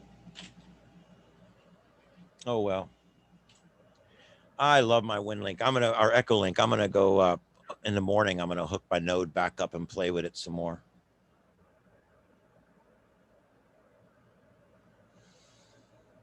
I guess that's about it. Anything else, guys? That's it for me. All right. I'm ready to go get in the bed. All right, guys. Well, I really appreciate everybody coming in. You're always welcome. We'll be back next week. I won't be taking another Friday off till October, so it will be a consistent thing going forward here, and I'm sure I'll have a fill in on October. So I don't think you'll have anything left for next week. You did it all tonight. I know. I'll find something for next week. I got to tell you guys, it's difficult because if I can't find somebody to do it and I don't know how to do it, like we end up with last week where I was hoping somebody would come in that knew how to do JS8 and didn't happen. So, but we'll do it again when I can find somebody to come in and do it. I want to do it. And I'm also looking to do it where we may do some out of the box stuff too. I've been thinking about doing on these nets. I want to do more live demonstrating stuff. I want to do more operating on the air. I want to do, next time we do an FT8 night, literally just work the radio for a while on FT8. Something else I want to do is phone. There's a lot of people that I don't think have ever actually worked phone with anybody else. A weird thing is, phone's something you go out to your shack by yourself and you close the door and you do it.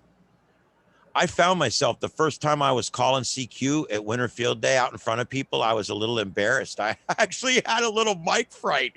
I was like, oh shit, everybody's looking at me, man. On CQ. So I don't know. It is a little bit of that because you're in your private room most of the time when you're talking on the HF, and so it might be good for some newer folks to actually play some phone on here. We can actually do it live, and have different people zoom into their place. And I actually practiced one day where I had a quarter of the screen was the front of my radio. I actually have a camera that's on a snorkel. That I can actually put right on the front of my radio, and I had the front of the radio, and I had everything on there so you could see it. And then when I talked, my voice would go in the mic and into the radio at the same time, and I had my foot pedal, and I was able to talk and everything. But I don't feel like I'm the guy that should be showing you guys how to do phone. I mean, come on, I'm the new guy, so. It's funny.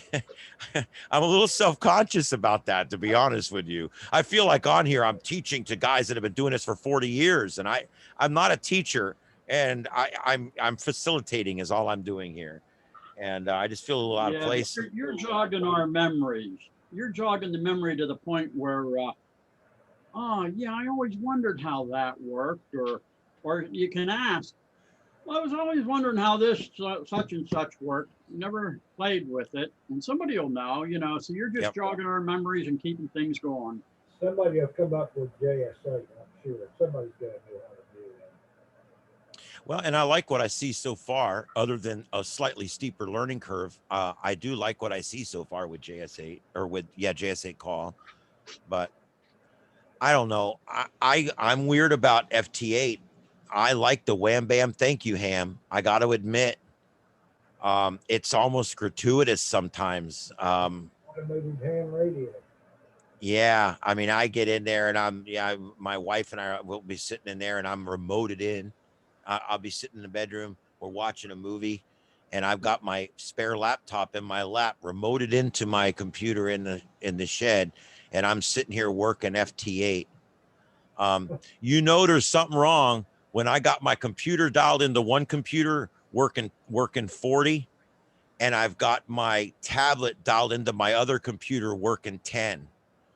And I'm working 2 FT8 bands at the same time on 2 different remote connections from the other side of my property. Hey, you got your Alaska. I did finally get my Alaska. Yeah. Yep. I'm down to 2 awards on QRZ. I got they just added a new one, a Master of Communications Asia. I think it is, Yeah, and I the still have to you'll be get a that. communications doctor. Yeah, yeah, and that and just that and $1 a day will get you a cup of coffee. Well, we may have been in everything you've been in, but you get in it and you get into it deep, deeper than we do. So that's where you're good. Yep. Oh, what was I going to show you in here? Damn it, there was something I was just going to show you in here, and I forgot what it was. Oh, probably the awards. Awards, that's what it was. Yeah, they just, those are the ones I got. They just added Master of Radio Communications Asia. Yeah, like that's going to be easy to get. Holy shoot.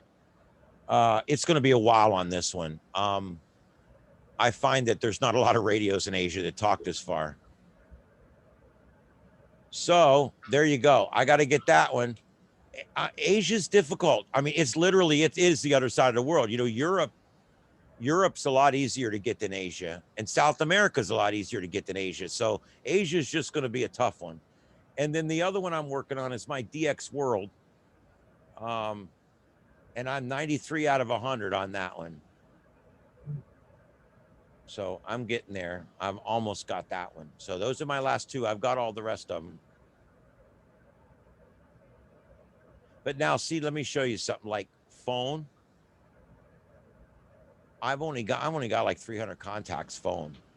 That's why okay, if I go to phone for 50 states, I've only got 17 states on phone. That sucks. I should lose my license. That's terrible. But because of the digital, you add the digital modes in there, and of course they're all there. But it is a lot harder to get phone. Like if I go phone Europe, see, I got it with this, but if I go just phone in Europe, 1 out of 66. Wow. So that's why I'm saying it's a lot easier to get these awards with FT8 than it is phone. Obviously, it's literally 50 times easier to get these contacts because your radio works 5 times further.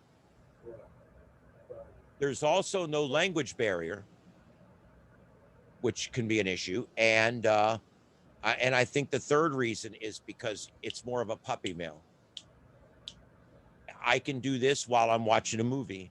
I can do this while I'm reading. I can do this while I'm doing other things. When you're doing phone, you're pretty much doing phone. You're stuck to that microphone. Yeah. So, you know, I'm not saying one's better than the other. I love them both. Language barrier is probably the hardest thing. It's very hard to recognize foreign speech over the air. Yeah. At least for me, it's pretty hard. I'll be honest, I have a difficult time with strong accents trying to pick it up. I do over the air. And then you add the sideband weirdness, whatever you want to call it, the alienness that goes along with sideband. You add the static on top of it. It's difficult for me. And I've spoke to a few people in foreign countries, but didn't actually have the contact because we couldn't really make it with each other enough. Now, that's where contests, once again, are great. I've made foreign contests. All I got to do is an exchange.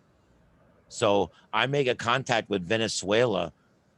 Neither one of us have to speak each other's language as long as I can say, you know, Zone 5 FLA or whatever the exchange is, and he can say his exchange in English, we're fine. And I know that most of the time the exchanges are done in English. So I've had great luck with contests with foreign stations. Just regular phone, disastrous. I'm not good at it at all. So, all right. Anything else, guys? I'm going to go. I'm really tired. All right, guys. It's been a wonderful night with you guys. It really has. I really appreciate it.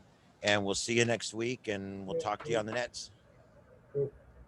Okay, don't forget the you got the Sanibel net coming up at 7:30 on Sunday on VHF, and then you got the HF net at 9 o'clock on 10 meters. It's called the Windmill Net at 9 o'clock on Sunday nights, and it's run by Charles, great guy, and it's a great way to test your rig. You know how I got on that net the first time, and how I still get on that net? An extension cord.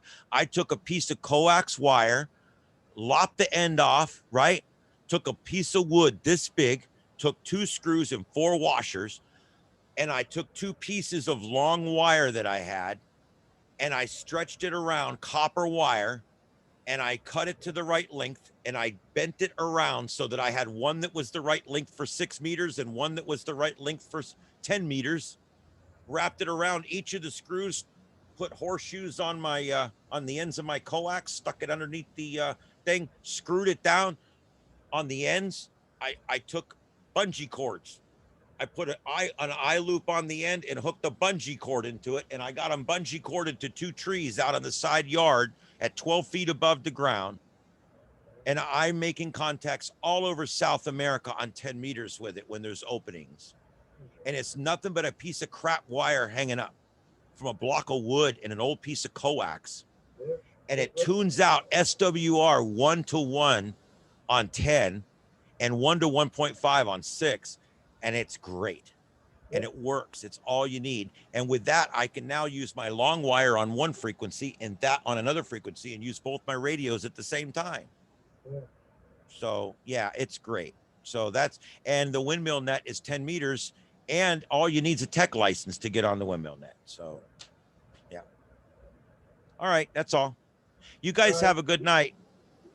All right, I'll see you guys later. All right, have a good night. Closing the meeting. KO4 EFS, clear and standing by.